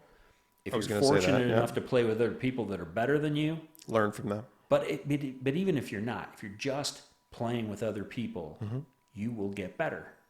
I'm not sure that you can by yourself, right? The stories of Eddie Van Halen locking himself in his room for 8-10 hours a day, every day, you know, his whole childhood. I mean, that works, right? If you're driven, like somehow you're driven that way. But for me, you know, fast cars and girls and then wife and kids and life and traveling and you know, that kind of stuff just got in the way of it. So now I have a kind of a renewed interest in it, but for me, I'll probably never have those chops back. You know, a couple car wrecks later and things like that, and probably never have those chops back. But to me, what's the most interesting right now is 2 things. One is understanding a little more about music, It's one thing to ear learn a lot of songs, and I've forgotten more songs than I know at this point. Just learned them, heard them. To me, the process was, I listened to this song over and over again. Maybe it was in the car, maybe it was somewhere else. I listened to it over and over again until I can basically whistle the guitar parts, right? Once I can whistle the guitar parts, they're in there. Right. Then it's real easy for me to ear learn those things. And so at that point, I learned song after song after song after song, which again, if you're playing with a band, that's cool. As long as you don't get tired of those same songs, right? But I learned every song by every note. Like I would, the first thing I would do is, I'm talking, a lot of that was during the analog days, right? Mm-hmm. So for me, if you're going to play something over and over again, the practical way to do that back then was cassette. Mm-hmm. Because you'd wear your records out, right? Right. And you'd wear your cassettes out too, but they were cheaper to replace. Yeah. So you might have a little bit of variance from the turntable, and you might have a little tiny bit of variance from this cassette player. Mm-hmm. And if either one of them was off a little on their speed, it would change the pitch. So if you were lucky, they were off in the opposite directions, and so the net result of that tape was at pitch. But the first thing you had to do really was learn the first couple notes of that song, learn the tonic, or learn the basics of that song, so you could tell if you were even in key, or even in tune with the record, right? You might be not even a half step off, a few cents off, but I would just tune it by ear. There were no tuners back then. I don't know that tuners would have helped that, frankly. Well, at least you would have known if you got in your sixth string in a spot, you could tune every other string to that string, though. Exactly. But I would just do it by ear. And I think there's some skill that comes along with that. It helps you learn if you do all that by ear. 100%, I agree. Yep. I never, unfortunately, made it to that point where I was that kind of player. I wish I would be. One thing that I found that helped out a lot besides being in bands, which helped me out a ton too. Another thing that I found, accept that you're never going to play 100% the music you want to play only in cover bands. Right. But the nice thing about that is, though, when you learn all this broad spectrum of covers, you become better for learning Absolutely different styles Definitely. of rock. And, or I even covered some pop songs too, which I hated. But I mean, it was fun to play something different. Right. Right? Well, and you also have an audience interaction. That pop song was probably pretty popular, no pun intended. Right. People get it on was. Let's face it, if you're a bar band, You have to do it on a dance floor. You have to do it. Yeah. You have to do it, unfortunately. Yeah. But, modern pop and even like some popular, even like Four Non-Blondes, What's Up, if you know which song I'm talking about. Yes. Yeah. That kind of stuff that you just have to play because everybody's going to want to sing it, Right.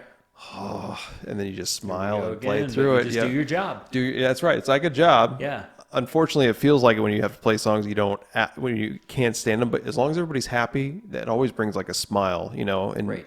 You're doing actually what you wanted to do in the first place. Right. Perform for people and make them have a good time. Help Right. them have a good time. Because playing a song that you don't really care for is still kind of better than your 9 to 5. It is. It Right? kind of is. It really is. It really is 100%. Yeah. Yeah.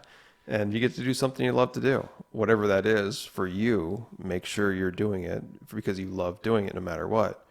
It could be worse. You could be listening to those same people sing that to karaoke. That's all I'm saying. And then songs like that, the drunk bitches get up on stage and it is karaoke. I've had some pretty interesting towards the end of the nights with, they Keeping get up there people and off like, your pedal board. thankfully the guys, there have been gearhead guys that have, in between sets or is like, walked up, they're trying to figure out how they're going to, start the conversation, but I could see it coming like a mile away. Right. It's like, it's like, I really keep a clean pedal board for those who have seen it, drill through the board. There's no cables, up on top. And usually people are like, man, you keep that really nice. And really, I get what they're saying clean. Since your listeners weren't privy to this, before this started, he actually was proactive about this. He knew I was going to be that annoying nerd. So before this started, he actually pointed out everything on his pedal board just to get it out of the way.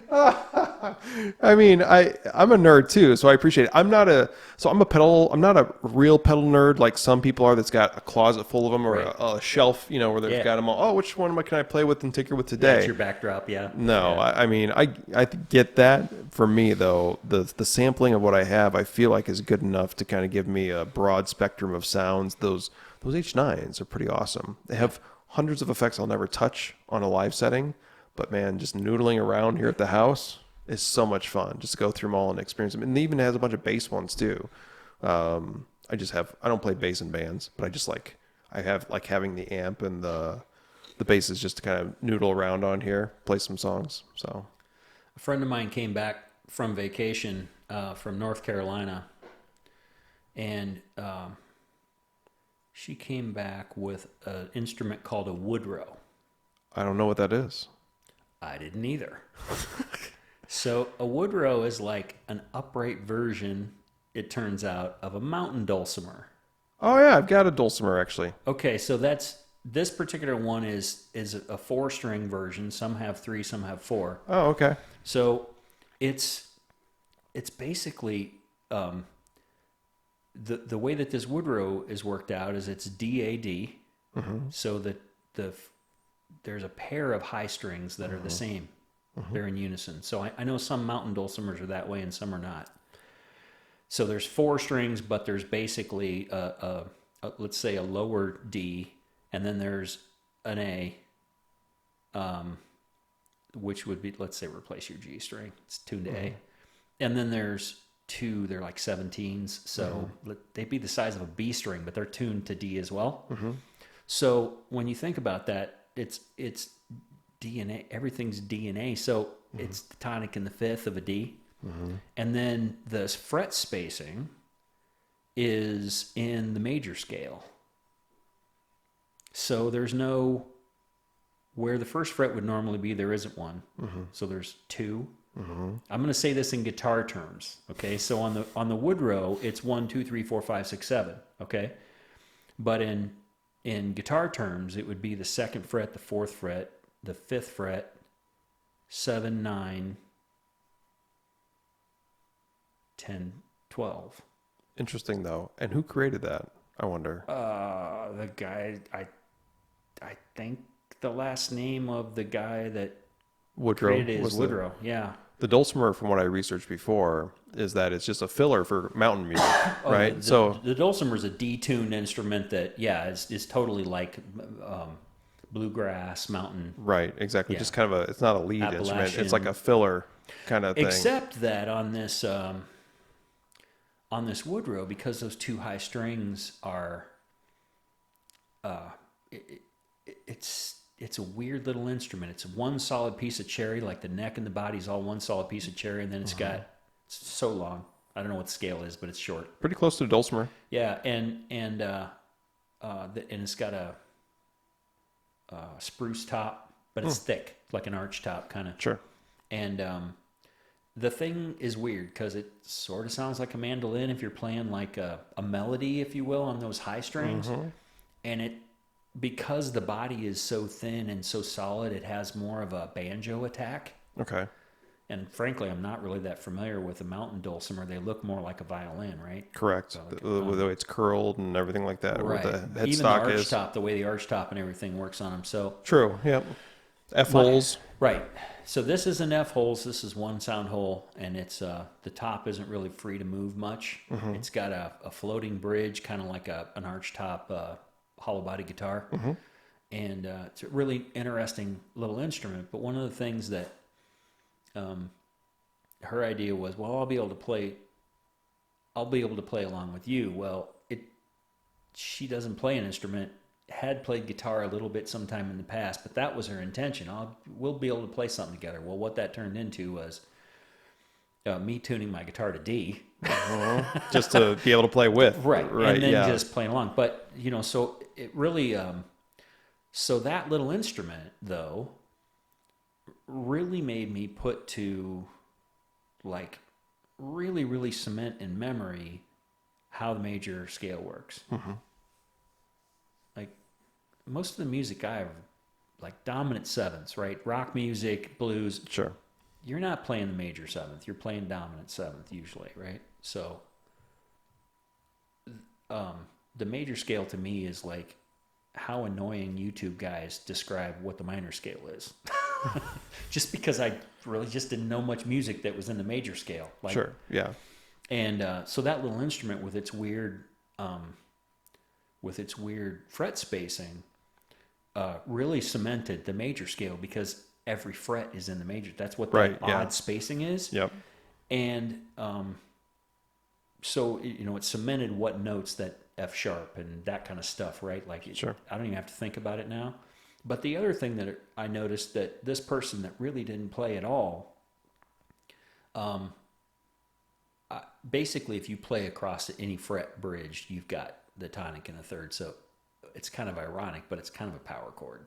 Yeah. In a way. Easy, right? yeah. And so it also, because it's only the tonic and the fifth, it works as a major or a minor. There's no third, right? So if you're playing the second or the third or the sixth, would normally be minor chords in a major scale.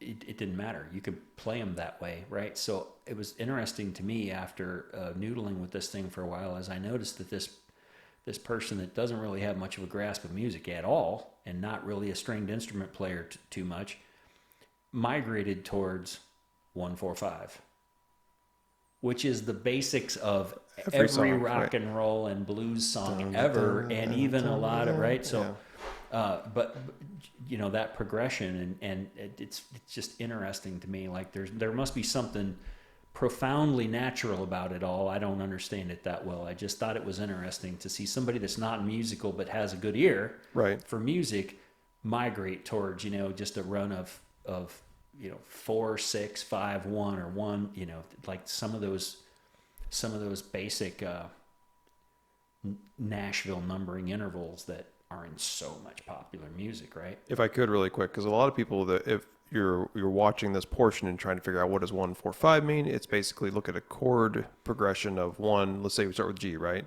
Yep. Then it'd be, so it starts over a G, A, B, C, D, right? Am I correct or am I wrong on that? Well, if you're starting with G, it would be G, then it would be A minor. Oh, it'd then be A minor. And then it would be B minor, and then it would be C, and then D. Okay, so but still, and the relative minor is 6, so that's E minor. He gets deeper than I do, but yeah, but basically though, right? You just basically keep going for a layman's way of looking at it, right? Right. So G then goes back to A, B, and then, of course, like you said, the minors and all that, and then C, then D. There's sharps, and so it's whole, half, whole, half. That's the interval. So right. So B and it's, C, E, it's and a whole F. step. So if you started in G, you're going to go a whole step up to A. That's a whole. Yep. And then the next step is B. Yep. And then a half. That's from 3 to 4 is a half. So that's B to C, it happens to be in this case. And then a whole, which is C to D. And then a whole, D to E. Yep. And then a whole, which is F sharp. And then back to G. That's the major scales. Right. Well, it's funny because I told you I was trying to teach my oldest, knowing where the notes are on. I just basically showed him B and C, E and F's the half steps, so you can always use that with the 12th fret being the octave, and I'm trying to get him to get a good grasp of that, right? I learned the fingerboard. I don't, honestly, I have to think about it. If I'm on the G string and what's the 8th fret on the G string? I have to think about it for a second. But I learned, again, learning 60s, 70s, 80s songs. Right. So much bar chords, right?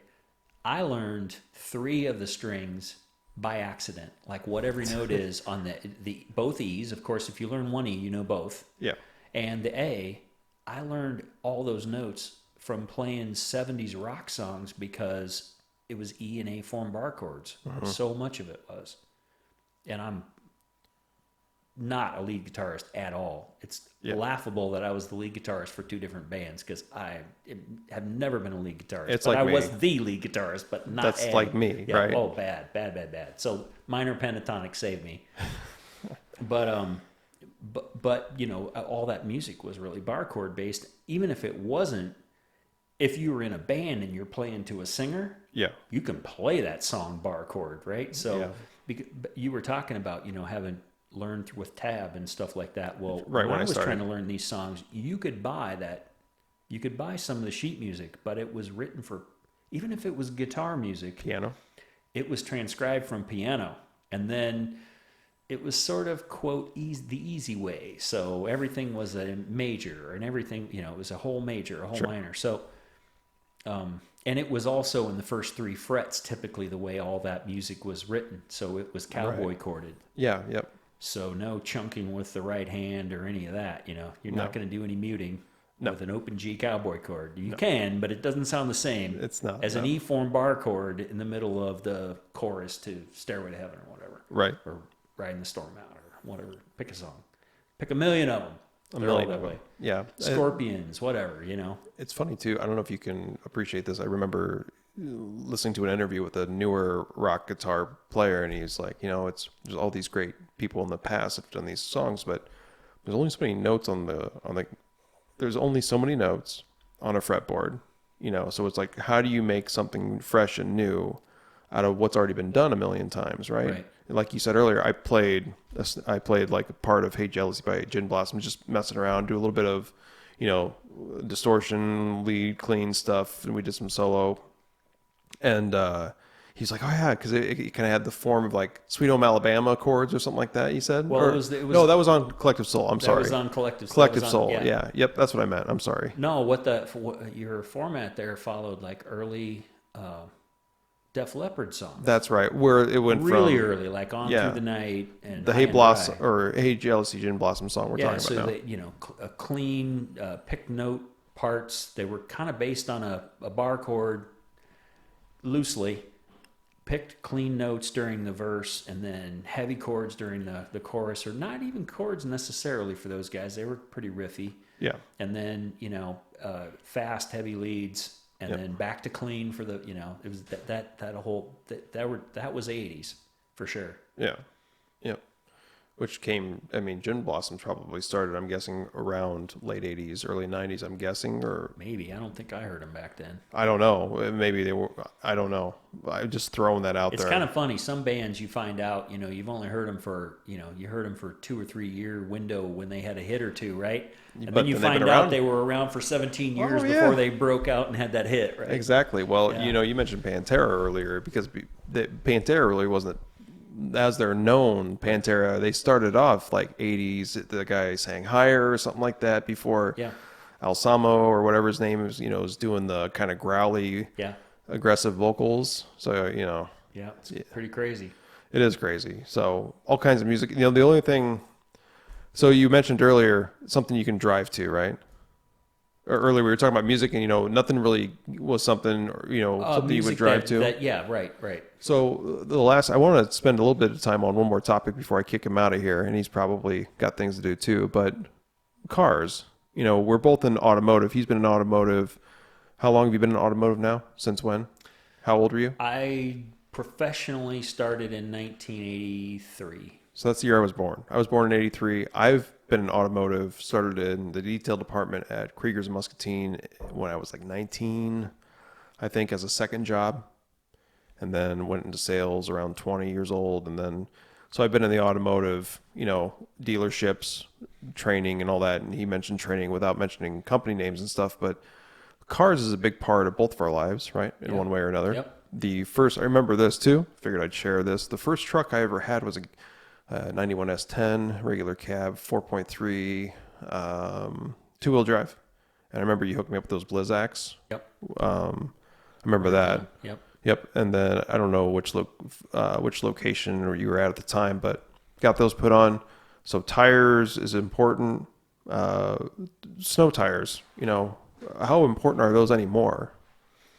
Well, it depends. I'm not going to say for anyone else. I'll just relate some stories for myself. So when I first started working for the company that I work for today, I had worked for another company before that, competitor. And when I first started working for this company,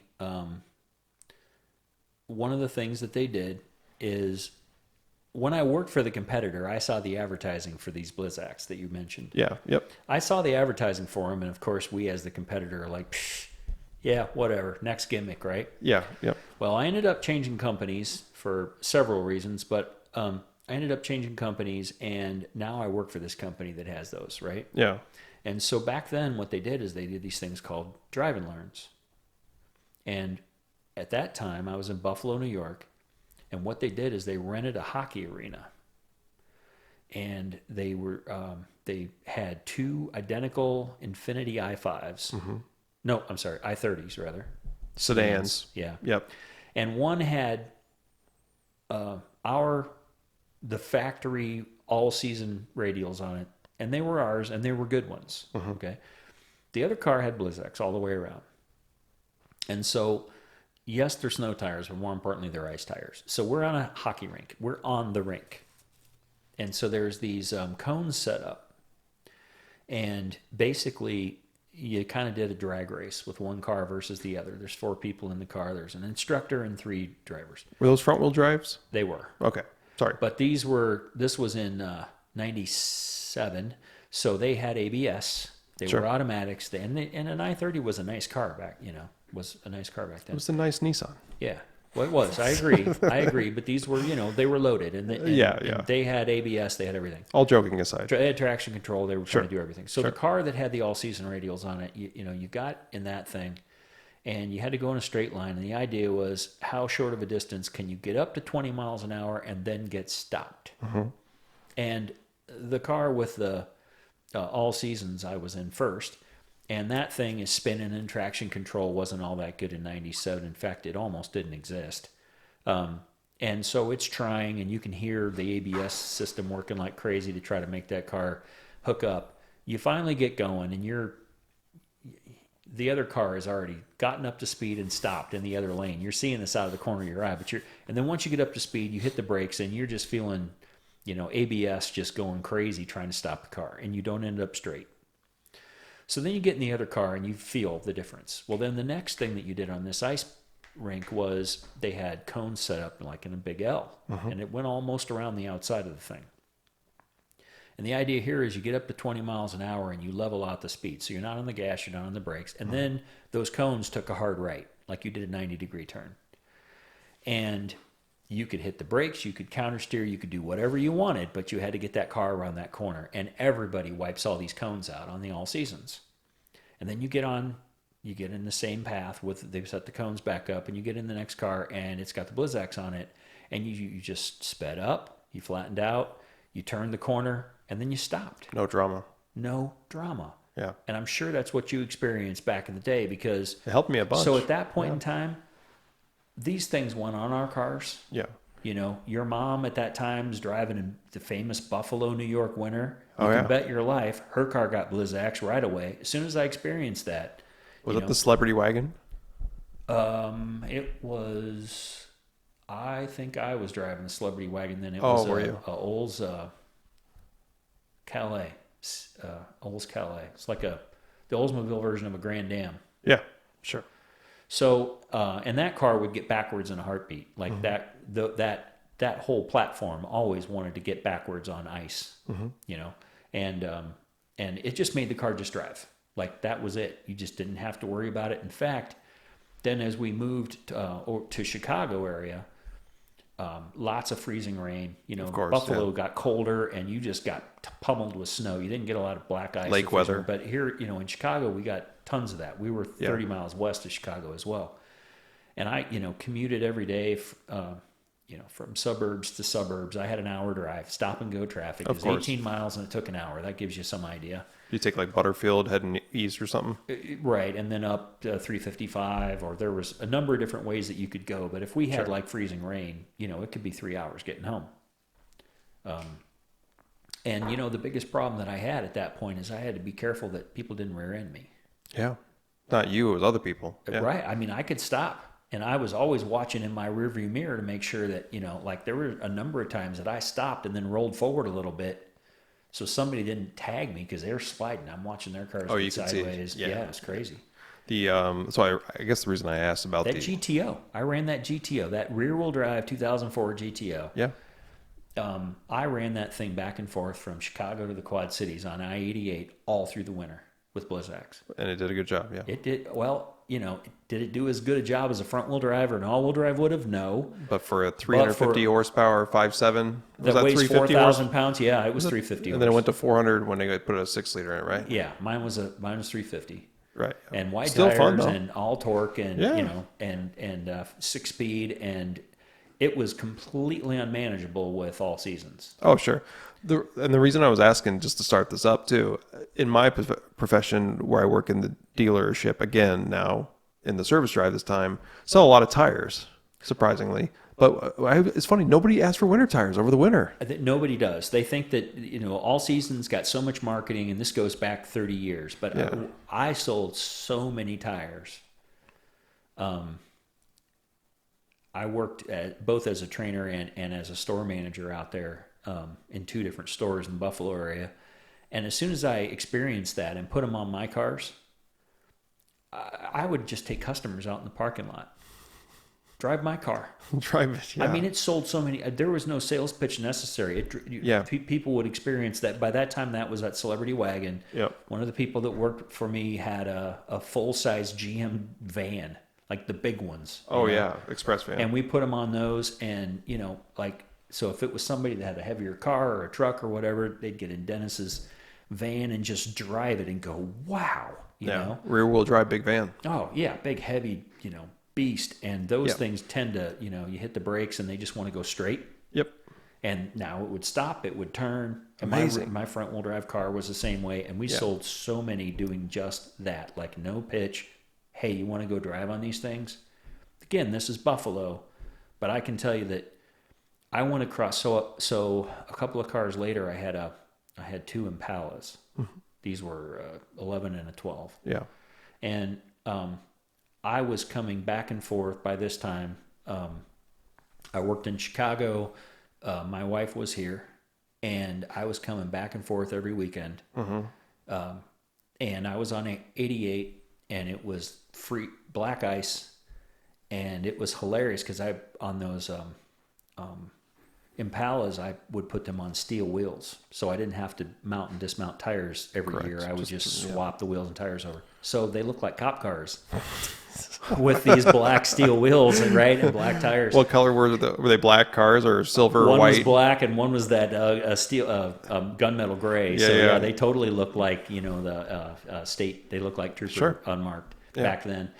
And so there, so many times people would come flying around me and suddenly hit the hooks, and then they'd look over and see, the guy's got, clothes hanging in the back and what have you, and then they'd take off and go again. But in any case, I was, it was freezing rain, and it was out by Rock Falls. So there's a couple of big bridges out there that go over the Rock River. Yeah. And this guy, I saw him in front of me. I'm going maybe 60, 65. So you can get overconfident with them, but I'm going a decent clip, but not full speed. In the GTO? No, this is in the Impala. Oh, I'm sorry, in the Impala. Okay. And so this guy, I watched him in front of me. This guy in a Ford Explorer panicked, hit the brakes, and this guy goes bouncing rail to rail across, like he's bouncing off both sides guardrails on that bridge. And I was able to drive, so he bounced off the left-hand guardrail. I was able to come off that bridge on the shoulder that hadn't been plowed, and as soon as I cleared the bridge, because that's the only way I could miss him, I pulled right back on. I mean, it didn't even suck me into I mean, I was on the phone, hand free with my wife. Fancy. Well, and I'm like telling her, I'm about to get in a wreck. Yeah. You're going to hear me get in a wreck right now. I thought for sure it was going to happen. I could not believe I was able to just drive off the shoulder of that bridge at highway speed. Yeah, that's pretty impressive from those tires. And it was crazy. Is it because of, from what I remember, maybe you told me before, it's a soft compound, the way it channels out water at the same time, right? It's a soft compound that has literally millions of little tiny pores, cells. And what that does is that when you lose traction on ice, it's because of the heat between the tire and the ice momentarily makes this really razor thin layer of water. Which turns And those little pores give that water somewhere to go just for that instant, so you keep rubber contact with the ice. That's how they work. That's pretty cool. Now you can't dry them in the summer. You could wear them out in one season, but if you put them on in the like November in this area, Yeah. put them on in November, take them off in April, and you'll get easily 3 winters out of them. And then after 3 winters, they're just snow tires then, because that compound is only about half of the depth of the tread. Correct. Yeah. So after 3 winters in this area, you've got still better than all seasons, but they're essentially not ice tires anymore. Right. They're pretty impressive. So I remember that from, from being younger and stuff like that, that you hooked me up or helped me out with that. And Yeah. I'm sure Mom was very appreciative of that too. And then tires, the other side of the soft compound with tires is like race, right? Right. And which I know in the past we've seen like kart, Indy style racing, and those tires are all grip, obviously. Yeah, we did in Cleveland. Yep. And then we also in Chicago, that round, That's right. that we were up in that suite area or whatever it was. Yeah. Yep. That was pretty cool. So I remember those moments and I really appreciated those too. Yep. It was good times just to see and just experience that kind of, and hear, I think it's always fun to hear about, and I know we're really giving away, what part of the automotive side he's on, but hearing about one piece that makes such a huge difference, about what your driving experience is. Right. I learned that when I was a trainer for McDonald's. I always joke in the previous podcast, but it was actually Chevrolet when they launched the 14 Corvette and the relationship they had with Michelin, Yeah. which is not necessarily the company he works for, but how they made a tire just for a car Right. that had strict needs to be able to put down, and get the performance out of it. It is pretty incredible, actually. Right. Yeah. So there's a lot that goes into tires. There is A lot. and we have a whole, there's a whole. I wouldn't say it's division, but there's a whole group of people that do nothing but work with the OEM engineers. Yeah. And design that corner of the car. It's pretty crazy how, it's not. Pick I don't want to pick a brand either for your sake, but any car. Mm-hmm. You think it's a bunch of that car brand's factory engineers, but actually there are engineers from brake companies, there are engineers from tire companies, and the home car companies that engineer that whole corner of the car. It's the steering, it's the suspension, it's the tires, it's the braking. Like it's all co-engineered. It's crazy how much interaction there is. Would you say that Bosch is one of the biggest automotive suppliers for those types of systems? They're a huge supplier. Yeah, I would say they probably are. That's just throwing that out there to see what you thought too. I know they make a lot of components and things like that for companies over the years. The cool thing about GM is they have that TPC program, which, that tire performance criteria that's been around forever. Yeah, right. And when you talk about, there's these teams that are dedicated, it reminds me of hearing about this program and learning how it's been around forever and how it has to meet a strict set of like roughly 10 requirements for traction and, everything from quietness to, but there's so many brands though that carry that TPC. Right. It's on all the vehicles. Yeah. And I don't want to speak for the car company, especially the one, you work for, but right. So I don't work for Chevrolet anymore. I work at a dealership that sells them now. Right. So let's pick another brand. Okay.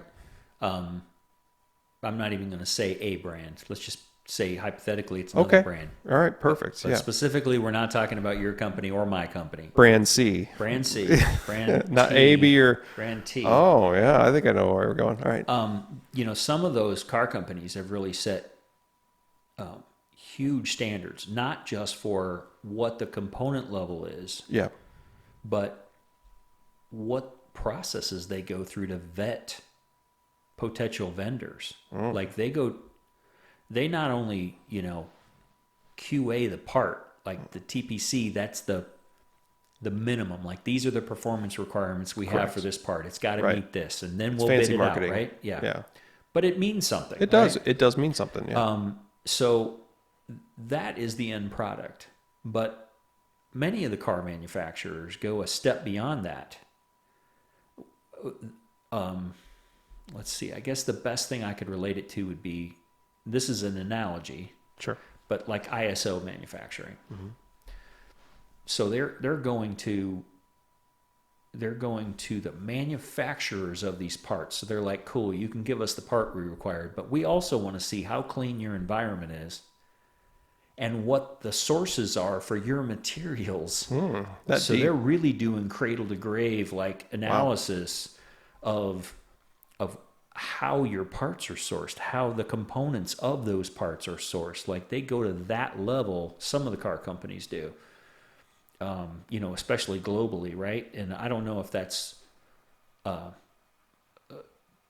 don't know if it's just for quality control or if it's also their estimate of, okay, you can provide this part to us when we're doing Q&A, but can you 100,000 parts from now, will it still be this good? Right? So it's pretty crazy. Even their tool manufacturers that make tools for the OEMs, they put them through the same thing. I've actually been at a tool manufacturer in a different position that I had. Tool and die? Not tool and die, an equipment company that makes equipment for a dealer tool. Oh, okay. I'm not going to say who. I know you guys are buying stuff from them as well, but I happen to be there for our own purposes doing that exact same thing for our company. I bought shop equipment for our company for quite a few years. And I was at that place when one of the car manufacturers was also there. And I was super impressed by the pains that they were making them. Like, I remember this company cleaning up their brake area. Like, not the floor, their brake area. Like, it was not car brakes. I'm talking about their brake area where they took a break, right? Or they ate lunch. Like, it was to that level. Like, it had everything. Like, everything was lined out. It had to be that good. It's pretty incredible. That is incredible. So high standards, not just for the part itself, but for the company behind it. Right. Right. Just to make sure, is this thing going to be that reliable? That's the whole, that's tied to a number of things, Six Sigma being one of them, where they're actually not just looking at the end product. Are we going to be throwing away waste at the end of this? It's one thing to say we're only going to accept parts that are this quality. It's another thing to say we're going to make sure that the process that they're being made by is so high that QA point at the end is really just dotting the I's. Because we know that the thing is built to that quality. Sure. They're doing that with their parts. They're doing that with our tires. They do that with their equipment. It's pretty amazing. It is. You have to, though. I feel like things are competitive enough anymore, and companies are smart enough to make sure that that is happening, right? Right. And it's not an accident that all these cars are getting, crazy mileage with lots of horsepower, with lots of comfort, with lots of features. It's none of that's an accident. It's all, the evolution of let's just say, to oversimplify, let's just say tighter tolerances, right? It's all relying on tighter tolerances. Sure. And that's the only way you get tighter tolerances as an end result, is if you just clean the whole process up. So if you had to guess or predict, this is just, throwing it out there, electric cars, are they going to be mainstream to the point where that's basically all we're going to have? And how far out are we? I don't want to. I think that's as much a political question as it is a technical It question. can be. It can be a political question, but we don't have to make it that way. I can tell you that I worked with an electric car company a decade ago. Yeah. That never launched in the U.S., as it turned out. But they had the technology to do it a decade ago.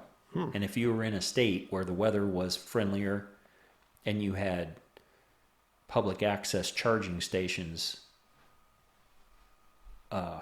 more readily available, Sure. it made a lot more sense. Like here think about Iowa, Illinois, right?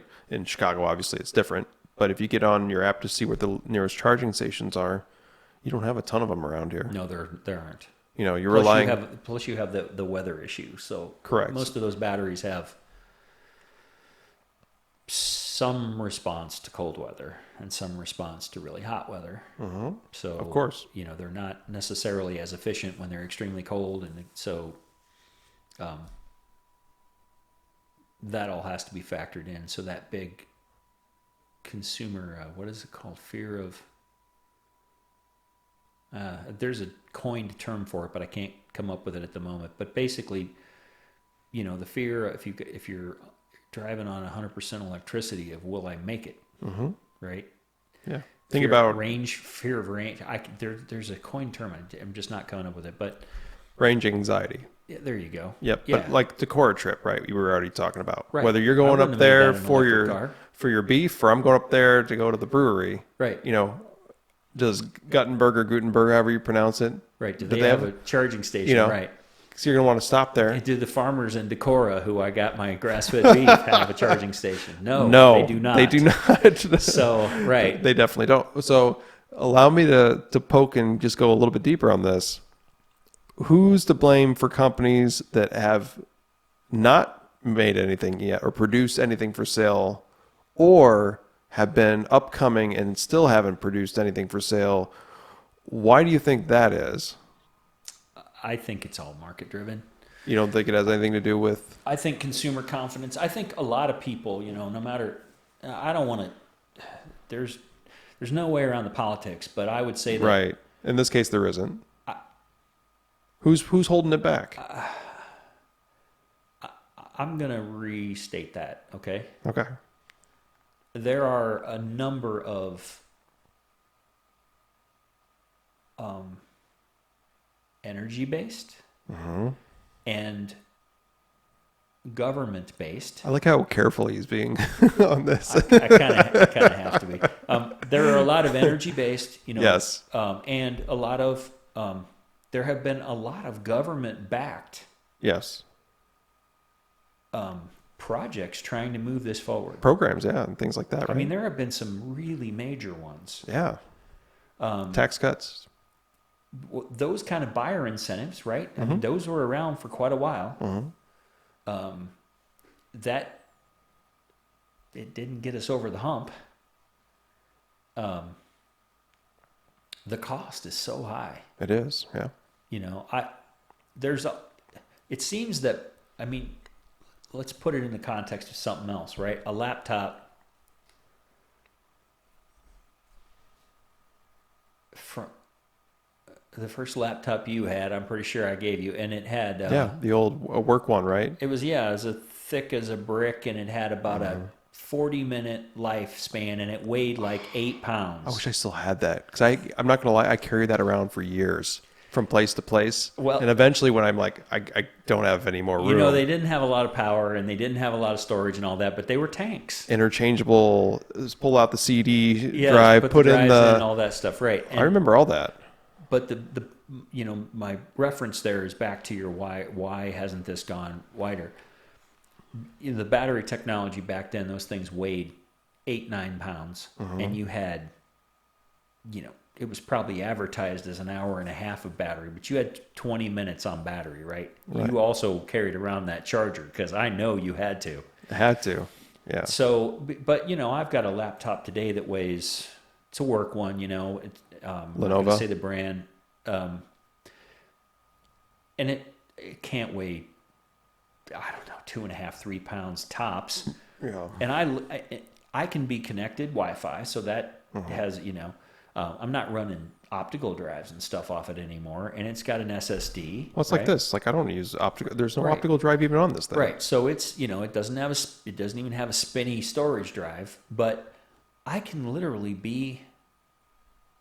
probably be on a WebEx for an hour and a half and not have to worry about the thing shutting off. That's video, by the way, video conferencing. Yeah, it's the for those that don't know, version of Zoom. Right? I had that before. Everybody right now knows what Zoom is. So it's WebEx is the professional version of that kind of. It's a different company and all that, but it's the method by which during these weird times that I'm communicating with the 400 other people that are not in my office in a certain city south of here.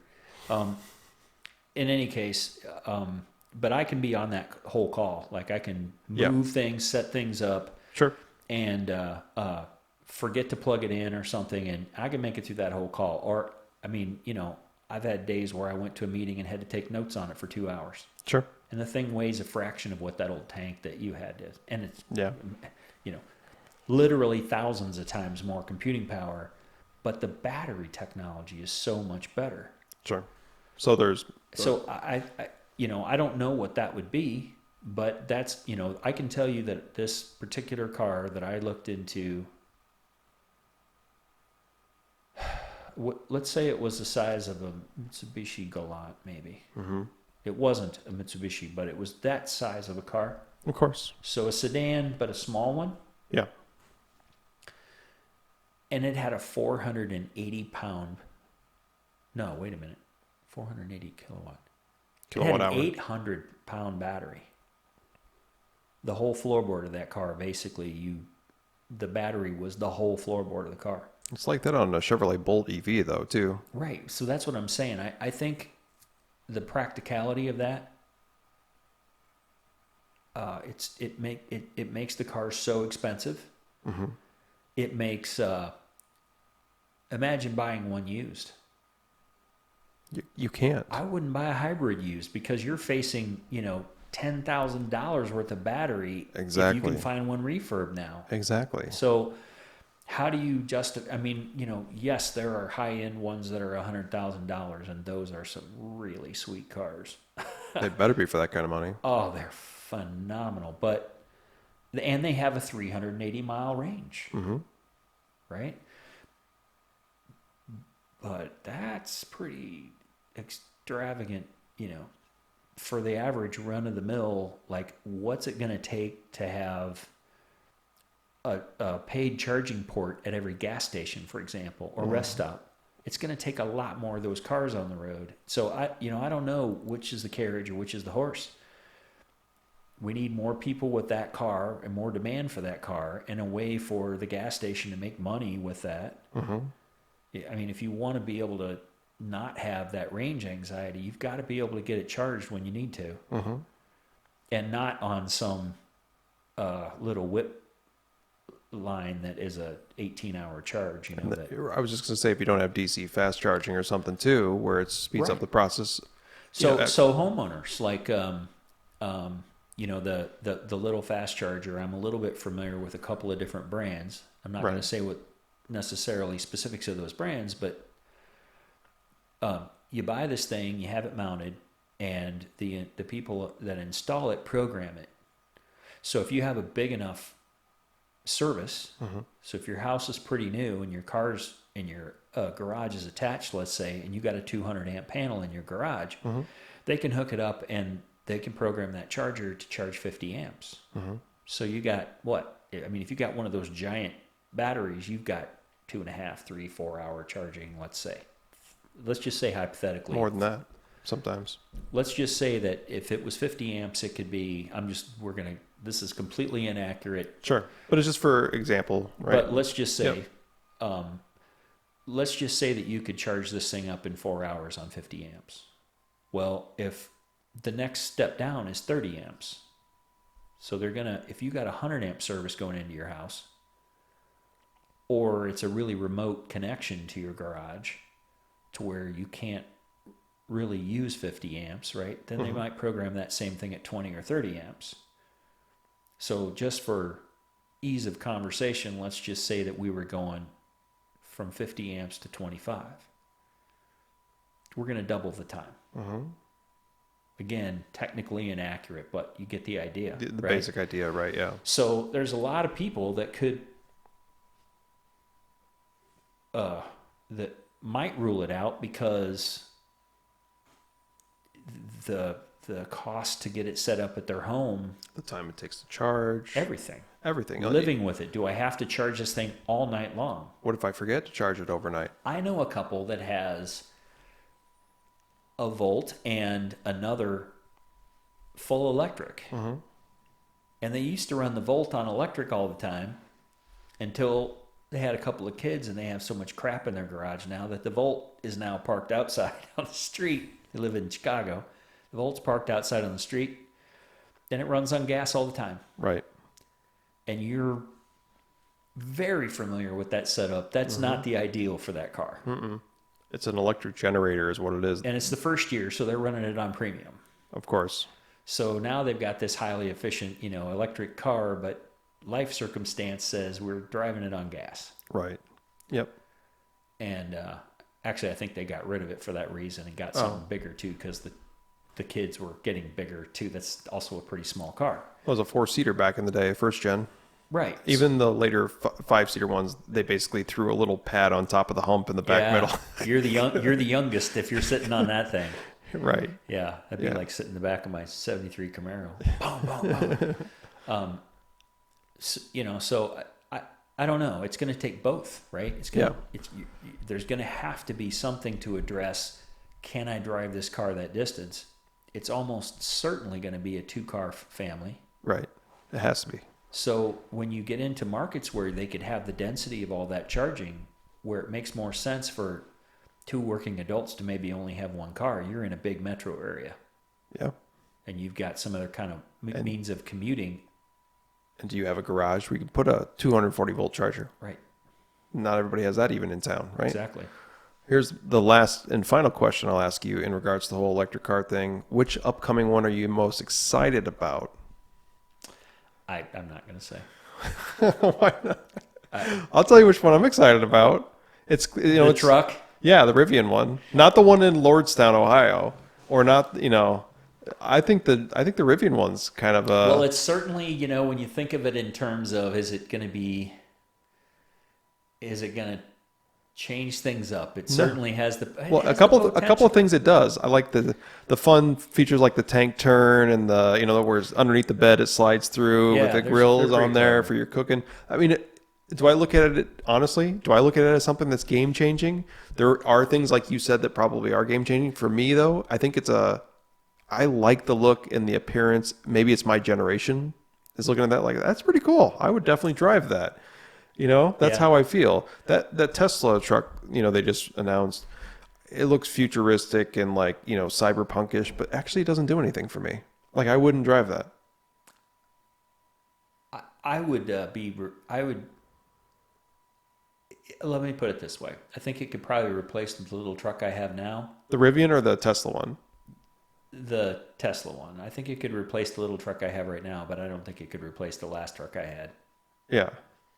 No, absolutely not. I know what his last truck was. I still service that. I mean, when you look at, I love that truck. I regret getting rid of it. She's taking good care of it, the gal who bought it. I'm glad, and she got a great truck because I took really good care of it.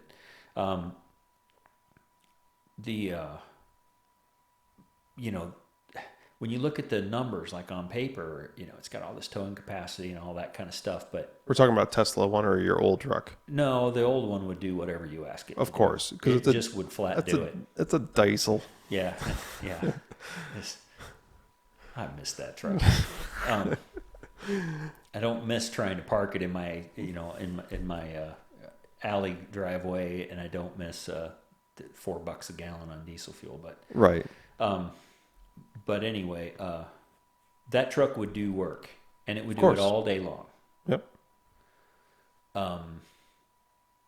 The car engine-based version that I have now, good old LFX, will do a little work, but when I towed my old International pickup, not far, 5 miles, I had that thing to the floor going up 30th Street Hill with an aluminum car hauler trailer, like total maybe just probably 1,500 pounds under the capacity of my truck. Yeah.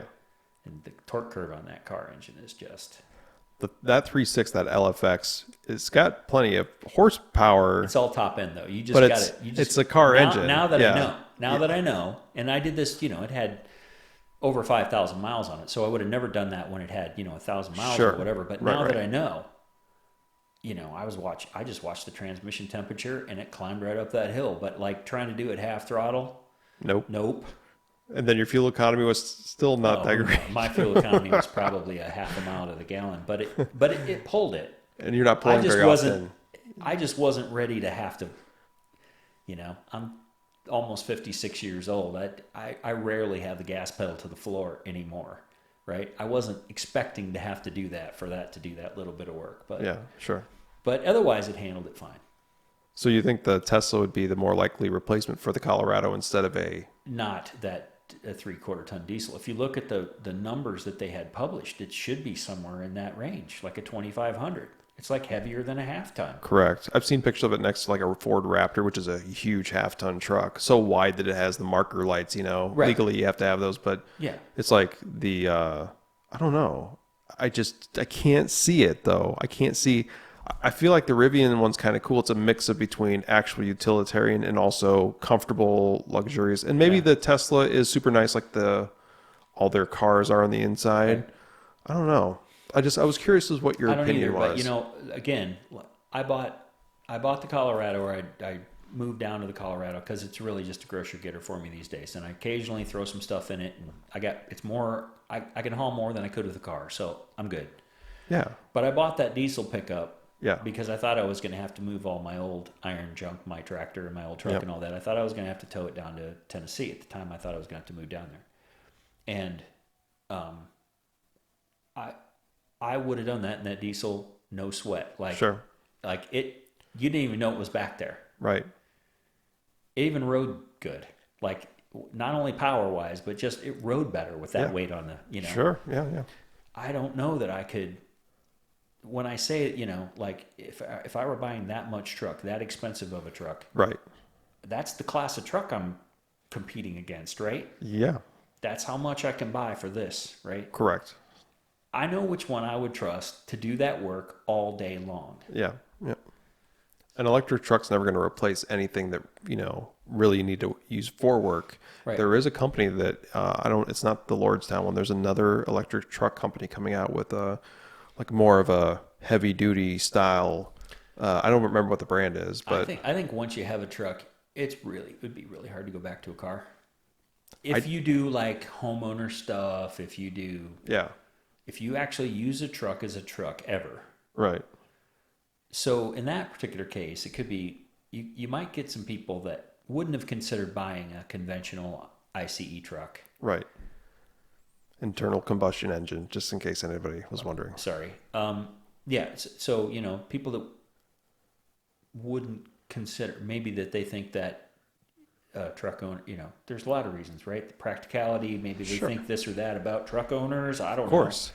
I mean, if you're in Texas, you just need a truck anyway. You just got to have one. Right. It's required, I'm pretty sure. They only have truck plates down there, don't they? Of course, yes. We laugh because here we are in Illinois and Iowa. But anyway, so, you know, maybe it'll convert some people over to the utility of it. Yeah. You know, maybe the people that have a truck, because the mid-sized truck owners that are buying all the expensive camping wear that bolts all over the, you know. Sure. Maybe that person. It's a lifestyle vehicle. Is that what you're saying, Bob? Yeah, I kind of think it is. Yeah. I mean, I really think you got to commit to that on any kind of electric vehicle. I agree. Today, at least. I agree. I'm just curious what you thought. I thought there's quite a few cool ones out there. The technology is super cool. Oh yeah, absolutely. I mean, it just makes more sense. And, you know, from a strictly irresponsible gearhead standpoint, Yep. anything that's powered by an electric motor, Yeah. they produce the most torque standing still. Even like a small Bolt EV. If I've drove those, Anything, but they're fun. Yeah, but those are programmed by responsible engineers Yes. to keep them from just blasting the tires off, even on a Bolt. Yeah, or a Bolt, Volt, whatever it is. Yeah.